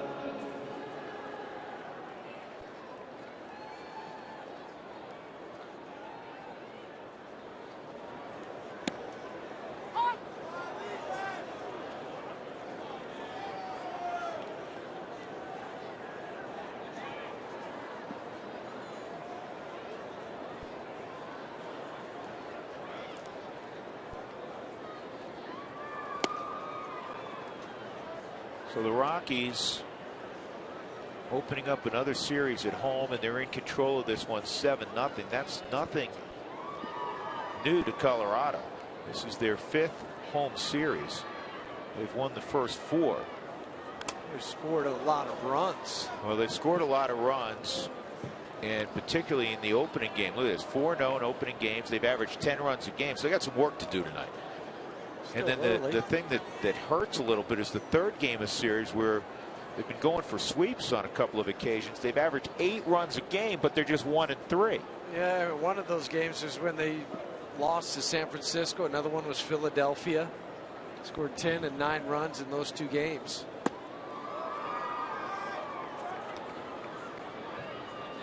Two and 2. The Ford Strike Zone is powered by Built Ford Tough Trucks. No wonder the Ford F-Series are the best-selling trucks 37 years straight. Built better, built stronger, built Ford Tough. For men's pitch again inside. Cutter at 92, 3-2. Good look on the Ford Strike Zone where the Mets want to pitch Charlie. One of the reasons Charlie's hitting in the mid-370s, Huey, he has adjusted very well. This game's about adjustments, and the league will start to figure out where's the strong suit, where are the weak points in his swing. They'll start attacking it. So the hitter then has to adjust what they're doing. It's a cat and mouse game for 162 games. Faster than it's ever been because of everything's videotaped. Murphy throws out Blackmon. 2 outs. Nolan Arenado will come up. And if you're late to the party, Nolan got a base hit in the 3rd inning. And he now has a 21-game hitting streak. He also has a sac fly. Tomorrow on Rockies Real Time in 2014, Ryan Spilborghs decided to hang up his cleats, begin a new journey in the game of baseball. New uniform, new set of teammates. Got to wear makeup now, too. Join Spilly as he makes the transition to the television side of the game that he loves. We'll also learn why he was such a popular teammate. It's all on Rockies Real Time tomorrow after the game. I didn't say that about the makeup. You just made that up. I always read verbatim what's on there.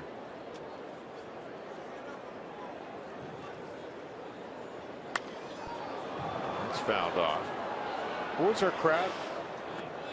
Dougie, what was the announced attendance? 27. Oh, 22, 289. Thank you. I want to mark that down. 22,289 in the house tonight on a Thursday night. Must be nice and warm this weekend, up into the 80s, yeah, mid-80s. Sure, I'm sure we'll have real good crowds over the weekend. Well, it's a lot different than when the Mets were here last year. Did we have a snow out last year? Yes. That doubleheader with the one game starting, it was what, 26 degrees, Doug? 28 degrees, something like that. Lest you forgot.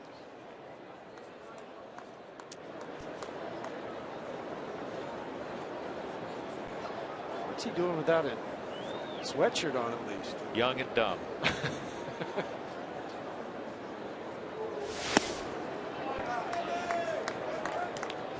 Looks like every kid now.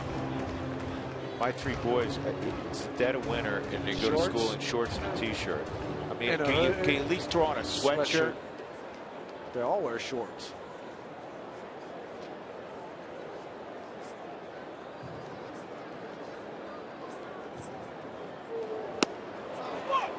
And German strikes out Arenado, a 1-2-3 sixth inning. We move to the seventh. The Rockies leading 7-0 over the Mets, first of 4.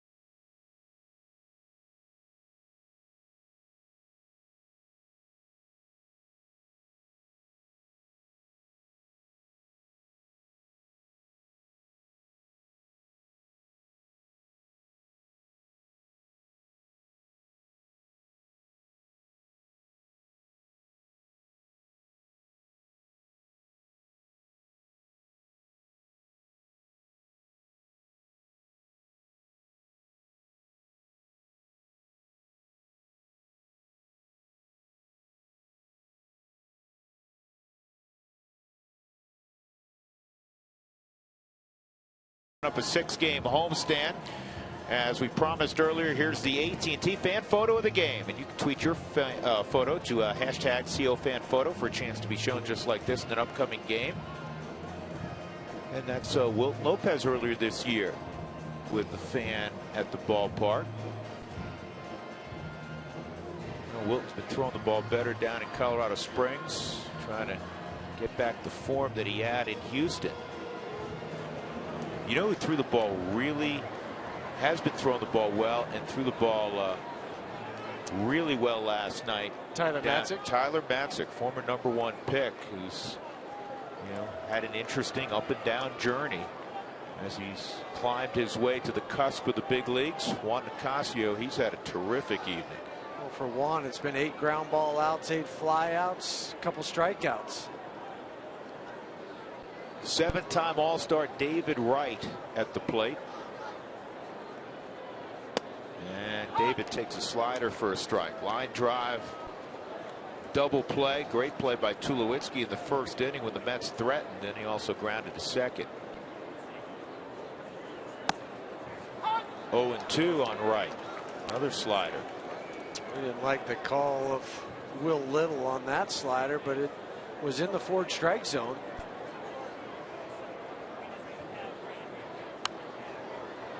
Here's the play that Troy made on Wright. First inning, Lagares with 1 out at second, roped, and Troy dives. I got it. Lagares assumed it was a base hit.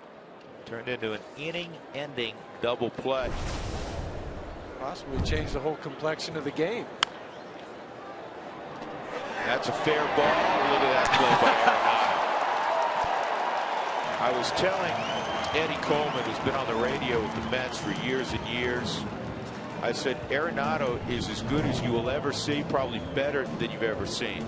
He said every night he does something. Look at this play. I mean, it's almost like routine, commonplace for Nolan to make these unbelievable plays every night. And that is as tough a play as you're going to find for a third baseman.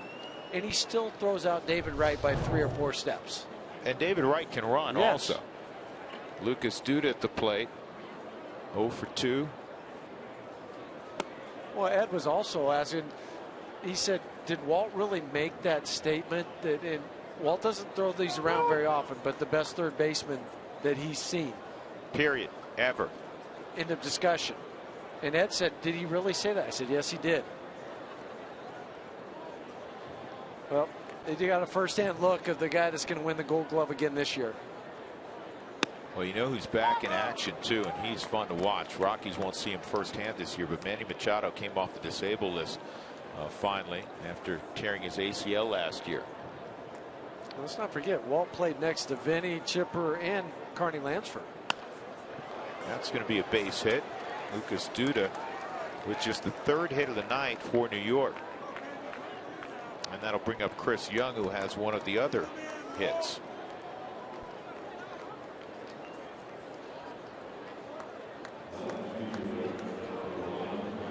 When Walt was Rookie of the Year back in '89 with the A's, that was, and he was actually Rookie of the Year in '88, but the next year starting at shortstop with the A's. That team that won the World Series, that was like a football team playing baseball. And athletic. Athletic, big, strong. I mean, Canseco was 245 pounds, could run. McGuire, Lansford. Dave Henderson on that ball club, too. Hendu was on that team, wasn't he? Barnes in right. Brandon's got it. 2 outs.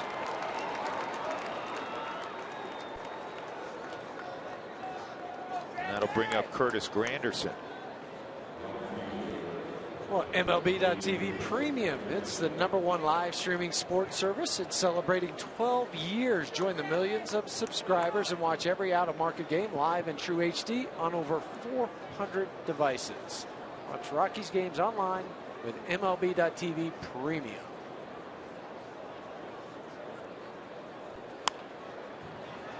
Out of play. Granderson tonight.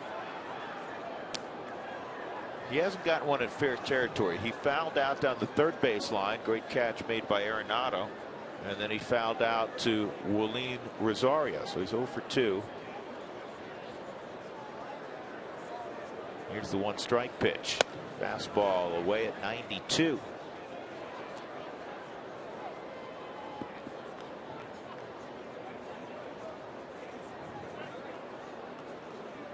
Just the kind of performance that Juan needed, what the bullpen needed. In the 7th inning, chance to go 7 strong at minimum. And he'll do that. Easy play at first for Morneau. Duda singled, left at first base. Rockies 7, Mets nothing. Stretch time at Coors Field.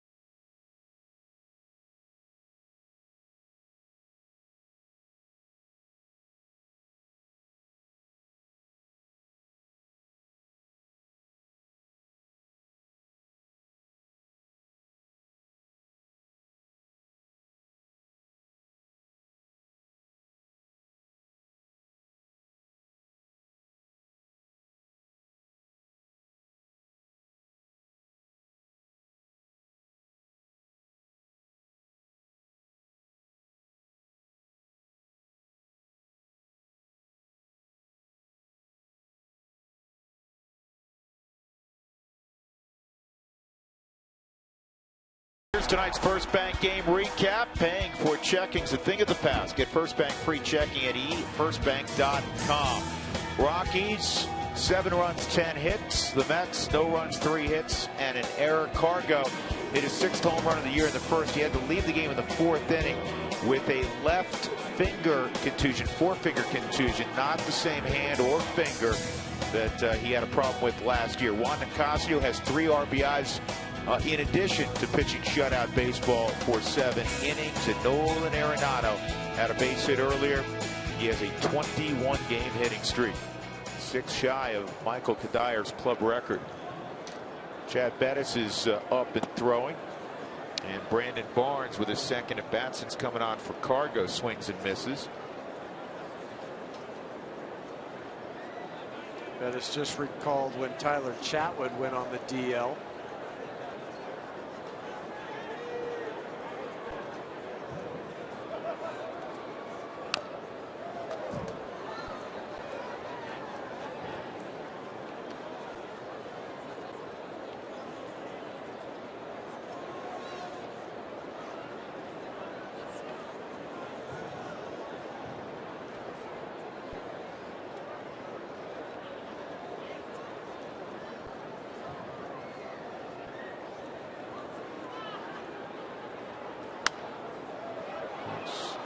Line foul into the seats.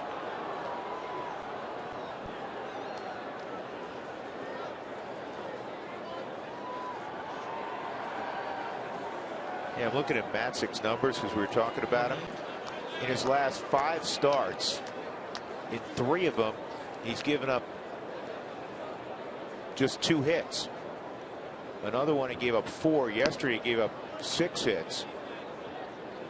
He struck out 11 in a game, 7 in another game, 6 in 6 innings in a 3rd game. Everybody's going to struggle at one point or another in their career. Sometimes it's early, sometimes it's in the middle, towards the end, but everybody's going to struggle.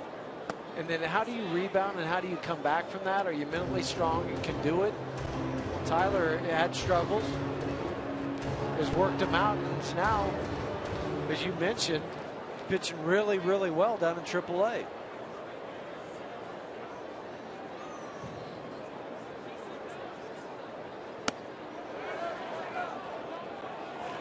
And Barnes went.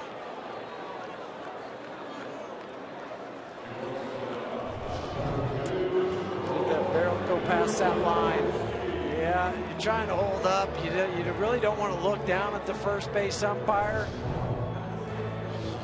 Exactly. Yeah, you're just kind of putting your head down. Play it off like, no, I didn't. Yeah, of course please I don't didn't call go. it. Please don't call it.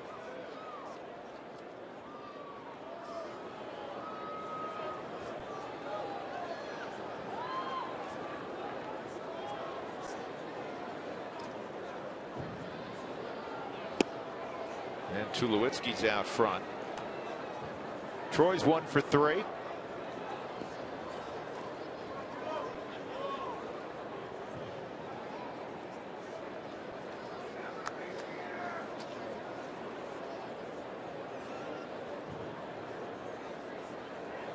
Tulo hit a pair of home runs in Arizona. That first night in Phoenix, Troy came up 5 times. He had 2 doubles, a home run, a single, and a walk. We're going into last night's game, last day of April. He was hitting .395 in the month. That is going to be a double. And that's the Rockies' 11th hit of the night. A 1-out double for Tulowitzki against Herman. 10th double for Troy. Just so quick on the inner half.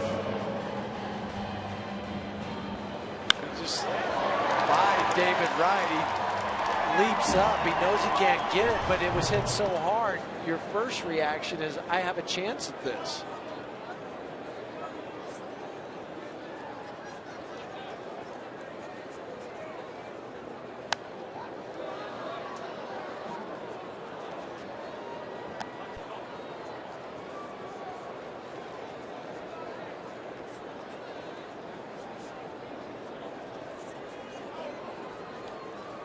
Great April Justin Morneau put together. I still go back to that game in San Francisco that he had. Hit the home run to the opposite field. And that set everything in motion.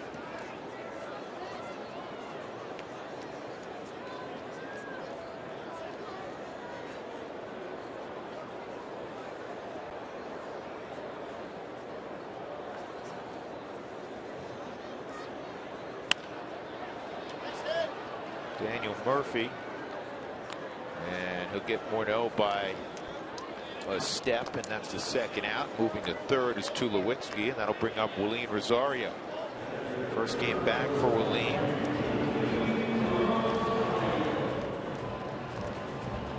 Fans, the next Purple Monday is May 5th, and the first 5,000 fans will receive a Rockies Purple t-shirt. Be sure to check out the ticket specials available, including green packs and value packs. Purple Mondays, where purple win prizes.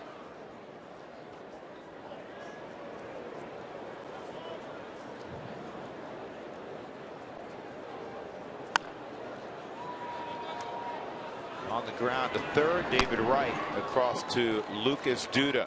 Rockies are done in their half of the seventh. Tulowitzki left at third base. Colorado 7 and the Mets nothing.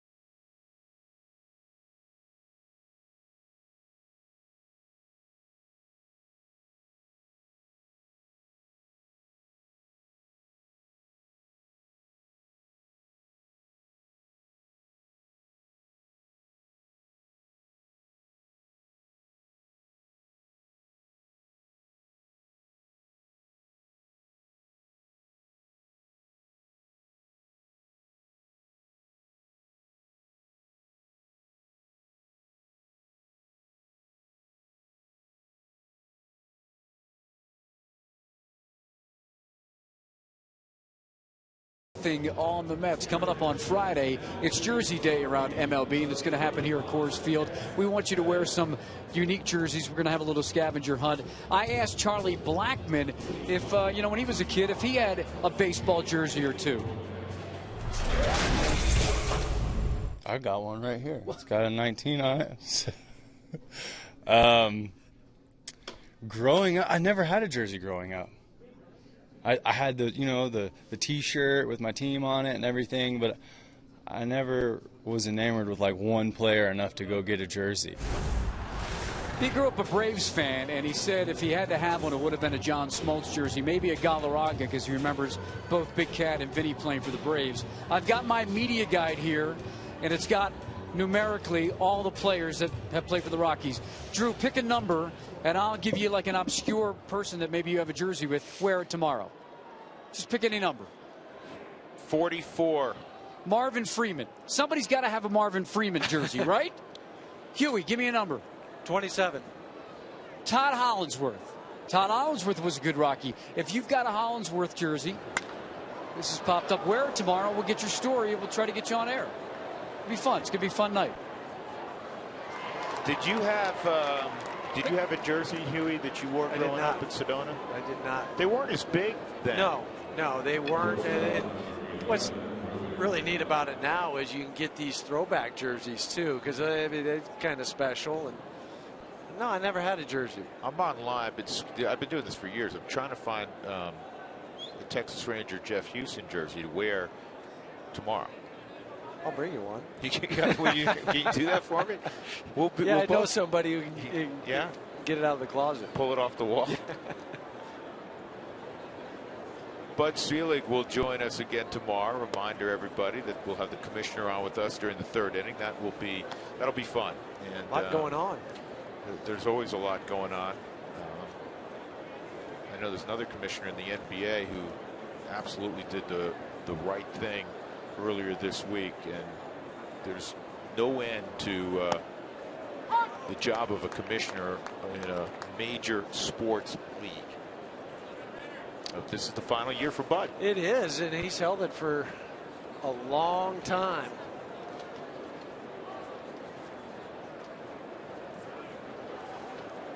One and one. Chad Bettis has taken over for Juan Nicasio. 7 real good innings for Juan. And another fly ball to Brandon Barnes. And Tejada's gone. This is a good chance for Chad to come back. He had the bad outing before he was sent out, but goes down to Colorado Springs. So it's 1 time down there, 2 innings, couple strikeouts, but a little easier time with the 7-0 lead. You're working at the bottom part of the lineup for the Mets. You get the first 2 guys out. Now Bobby Abreu. That's right. That Bobby Abreu, who sat out all last year, was not playing. It's back this year.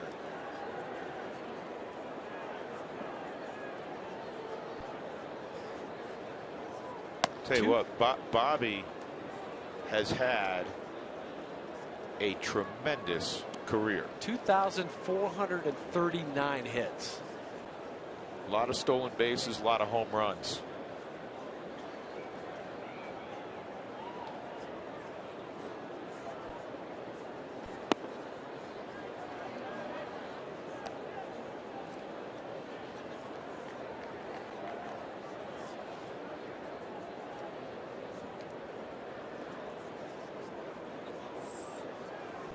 He was a fixture with Philadelphia for so many years. 288 home runs in his career, 1,351 RBIs.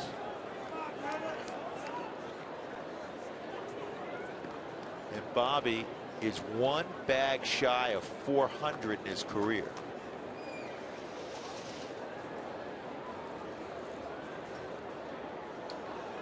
.3-0. Remember in his heyday, Bobby, every time he went up there, he packed a lunch because he rarely swung at the first pitch. It was always a 4, 5, 6 pitch at bat. You look at his numbers with the hits, he'll get some consideration for Hall of Fame.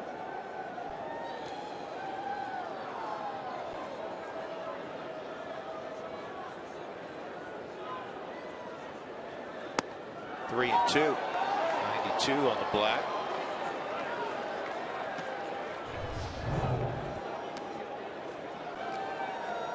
That was right on the corner. Even the overhead will show how Willeen received it with a thumb up. Easy call for Will Little.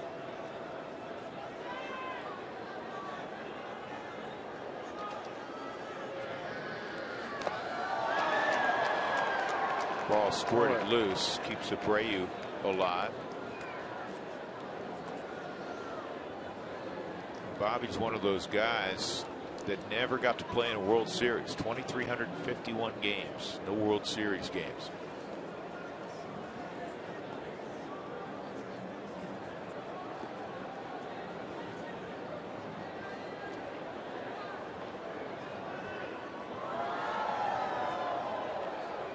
And Bettis loses Abreu. So both pinch hitters have walked in the game. The only walk that Juan Nicasio issued was to EY Jr. in the 6th, and the only walk, well, he's only been out there for 3 hitters, but Bettis now issues the walk to Abreu, the pinch hitter. And with 2 outs, Juan Lagares will come up. That's 96 walks as a ball club. Most in the National League, and it was 8th in all of baseball. And we're talking about the Mets. Yes. Yes. Rockies done a good job limiting their walks. Strike on Lagares. Again, the line on Nicasio. 7 shutout innings, just 3 hits, a walk, and 2 strikeouts. 95 pitches. Got him through 7 innings.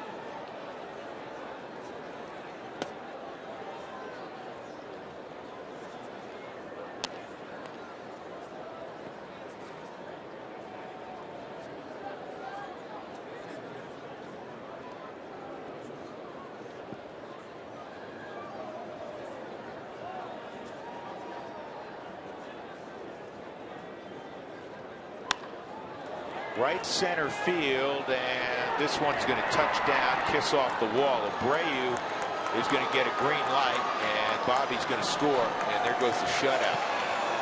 Lagares in his first game back after being on the shelf with a hamstring injury doubles to score Bobby Abreu in the 8th. The 2-out walks hurt Chad Bettis tonight. Lagares with the double, his first time up, as you mentioned, that was to left field. This time it's to right center. It doesn't come off the wall as hard as Charlie was hoping. If it does, you could get it back into Charlie Culberson to have a shot at Bobby Abreu at home. But when it didn't, you just get it in and pitch to the next guy. Daniel Murphy at the plate.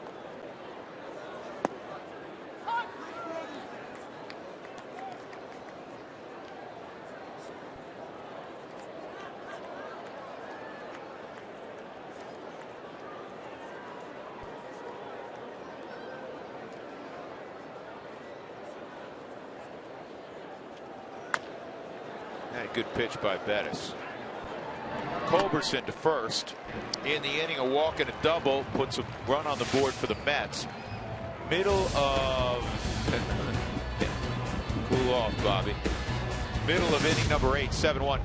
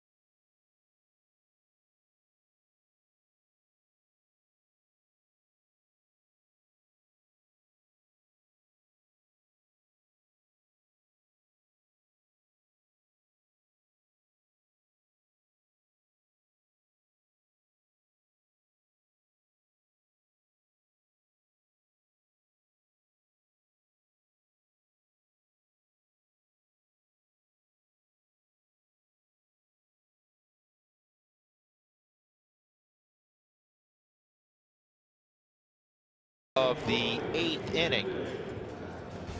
Fans entered today to win a $2.5 million dream house or $2 million in cash. It's the Boys and Girls Club of Metro Denver hosting the 6th annual Dream House raffle, and it's your opportunity to help a great cause and have an opportunity as well to win your dream home.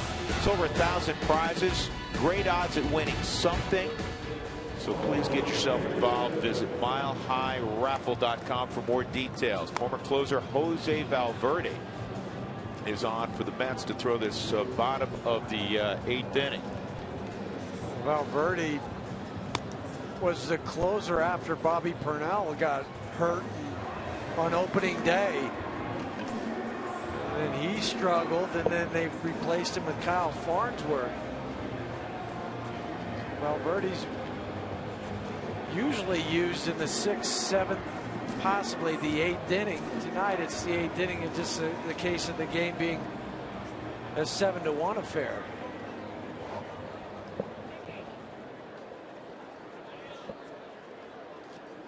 So Corey Dickerson, who's had that good night, 3 for 3, will face Valverde.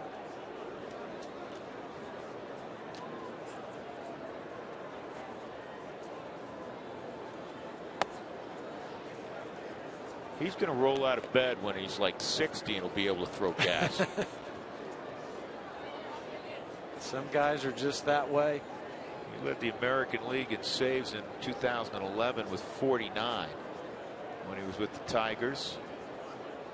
He also led the National League one year in saves with Arizona in 07. He had 47 saves.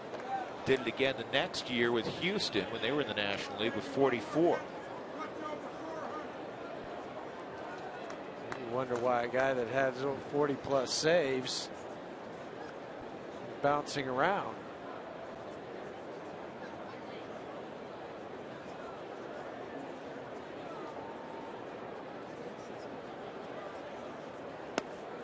How about Dickerson, 10 for his last 21 at the plate. Average up to 394.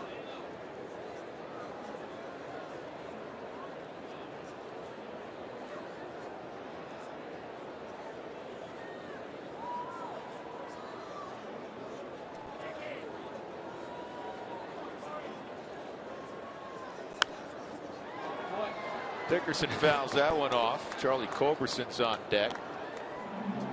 Nobody's warming up in the bullpen. That tells me this is going to be Chad Bettis, and I like that plan. Yeah, I agree with you. With a significant lead, don't have anybody else get up. Let Bettis take care of it and save those bullpen arms.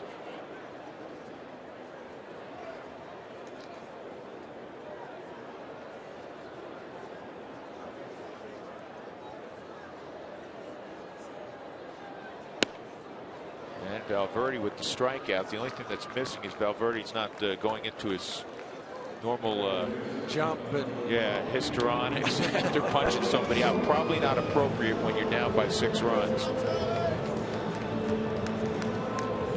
Culberson coming up. This copyrighted telecast is presented by authority of the Colorado Rockies, may not be reproduced or retransmitted in any form. The accounts and descriptions of this game may not be disseminated without the express written consent of the Colorado Rockies.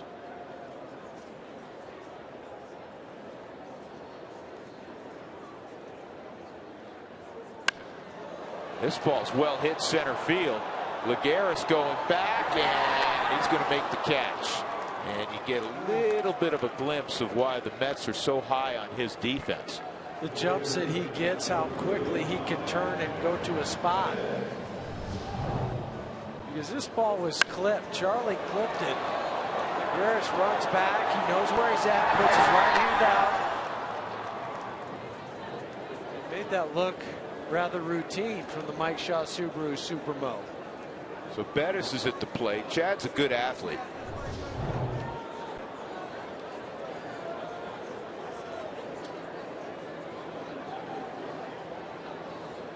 And he takes a strike at 93.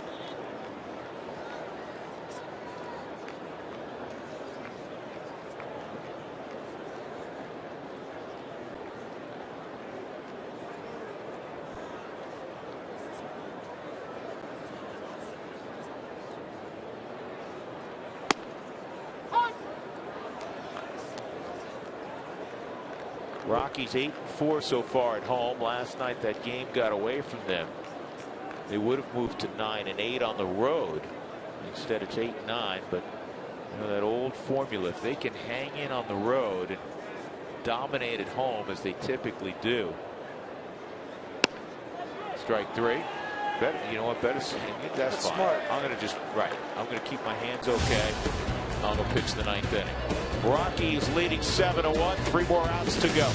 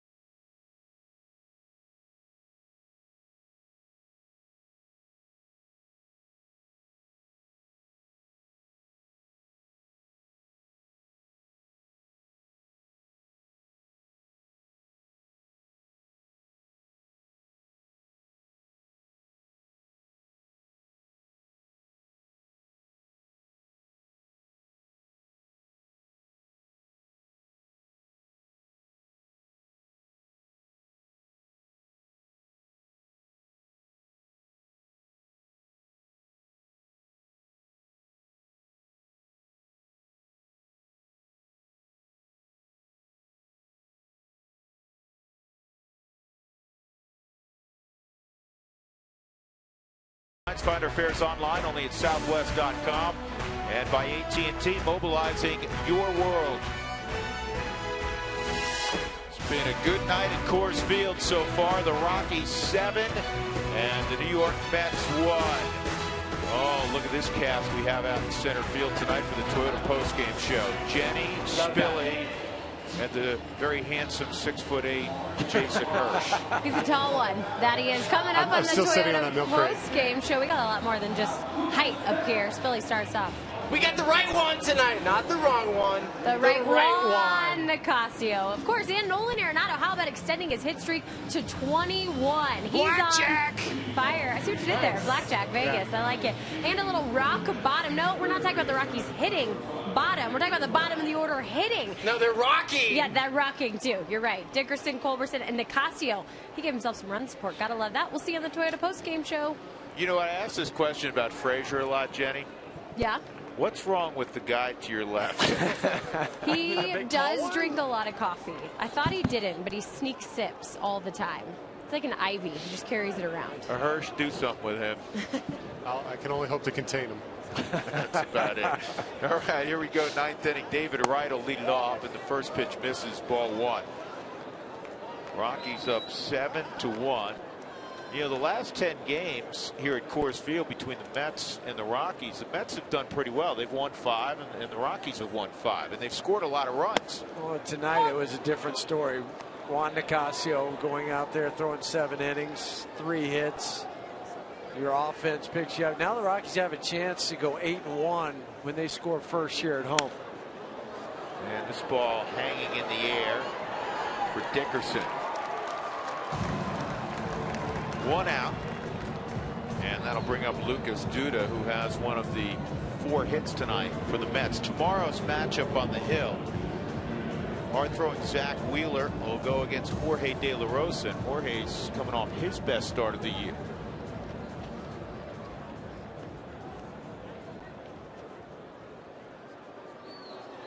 Duda's the guy now for the Mets at first base with the trade of Ike Davis to Pittsburgh. Yeah, he got off to a hot start in Pittsburgh and then it's cooled off. They finally just said, hey, you know what, we're not going to continue to hang on to him. We got to try to get something for him, and Duda's going to be the guy now at first, and we'll run with that. It's a comebacker. Nice job, Chet. Remember last time Bettis threw to first, he just kind of dropped it at the feet of Justin about 10 days ago, and you know what, he took an extra step and he threw it with authority. 2 outs in the 9th inning, and Chris Young's at the plate.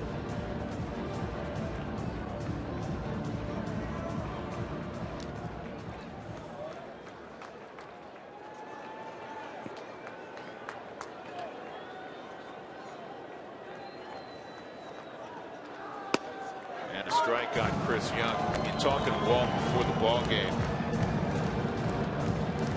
Talking and said this a lot to the media, how much he likes this team and how much he knows they enjoyed competing. And he said they have that it factor that they'll bounce back well.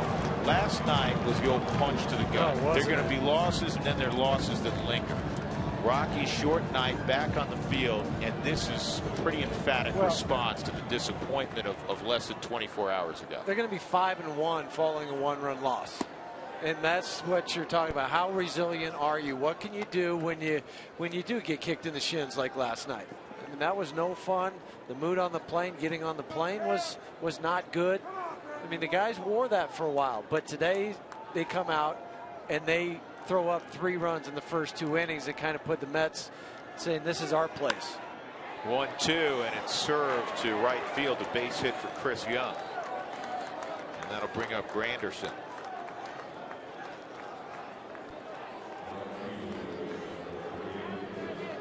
Second hit of the night for Young.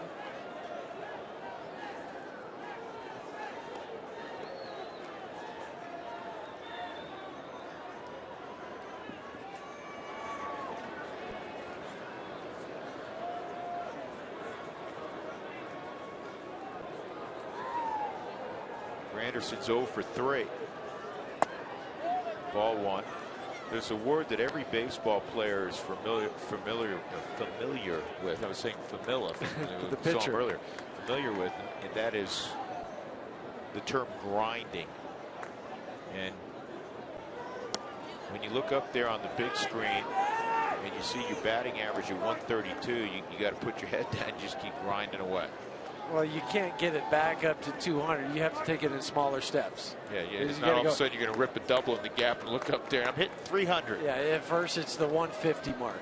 And then you hope to get it up to the 175, then 200. And that's the way you have to approach your at-bats. That's a base hit now for Granderson.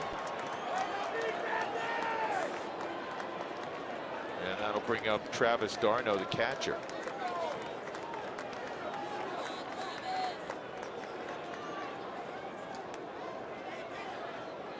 You're still okay, Chad. There's 2 outs. You're in a right-on-right matchup. Nobody's warming up with this down. That has to be your mindset.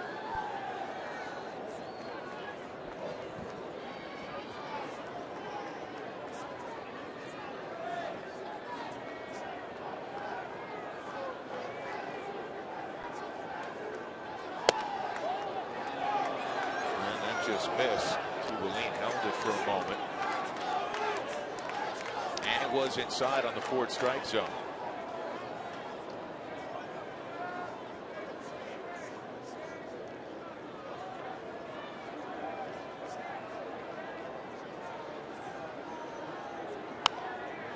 It's fouled off out of play. 1 ball, 1 strike on d'Arnaud.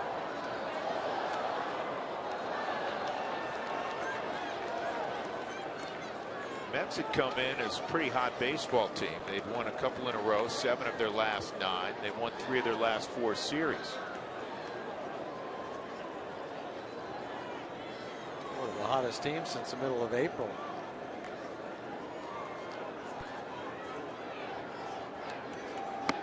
Good pitch.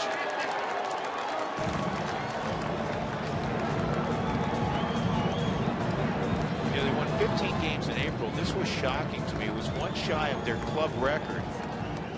16, said a couple times, 02 and 06. I'm saying they've been around since 1962. They've never won more than 16 in a month, in the month of April. Wow. How do you take that? Because you can't hit it. Catches the zone. Evidently, Will Little wants to hang out at the yard a little longer. That was 95 all over the outside corner. Yes, it was.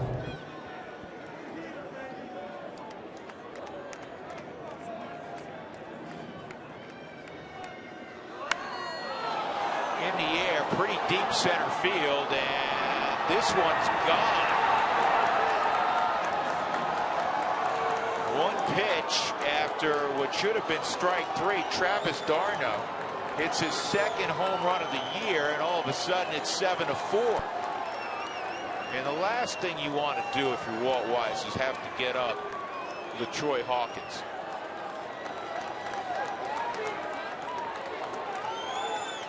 Ruben Tejada coming up. There's a lot of movement now all of a sudden in that Rockies bullpen. Well, it's pitch number 5 on the 4th strike zone. After not getting pitch 4, which was a strike, you have to come back. And he throws one, and d'Arnaud takes it out to left center.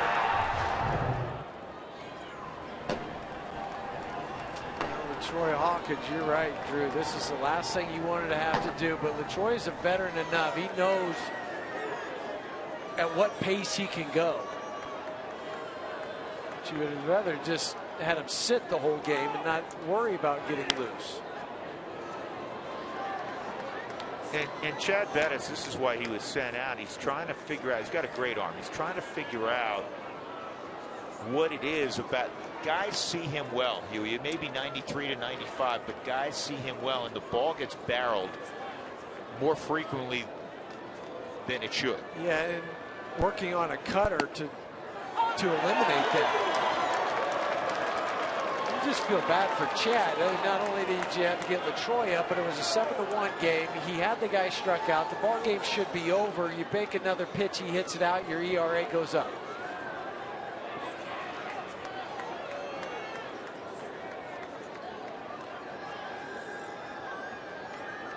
Oh, 2.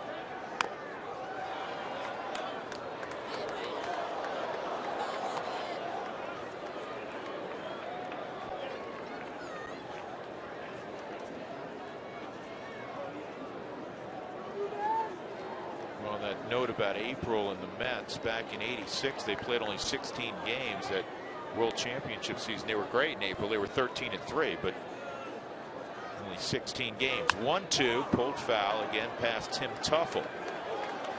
Speaking of former Mets.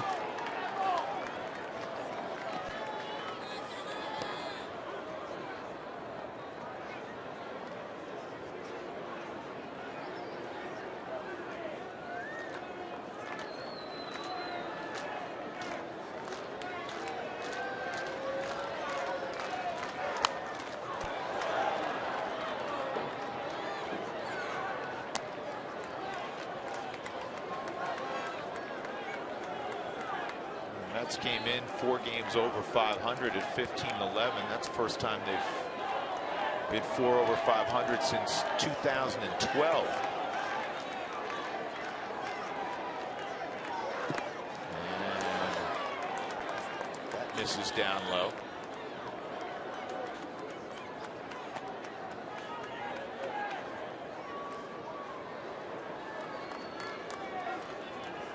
Rarely is it easy for a manager. Just thinking that. It's trying to get that 27th out. He retired the first 2 in the inning, then single, 3-run homer. This one should be the final out. And Barnes, fighting the bank of lights, makes the catch, and the Rockies win it 7-4. Great to be home.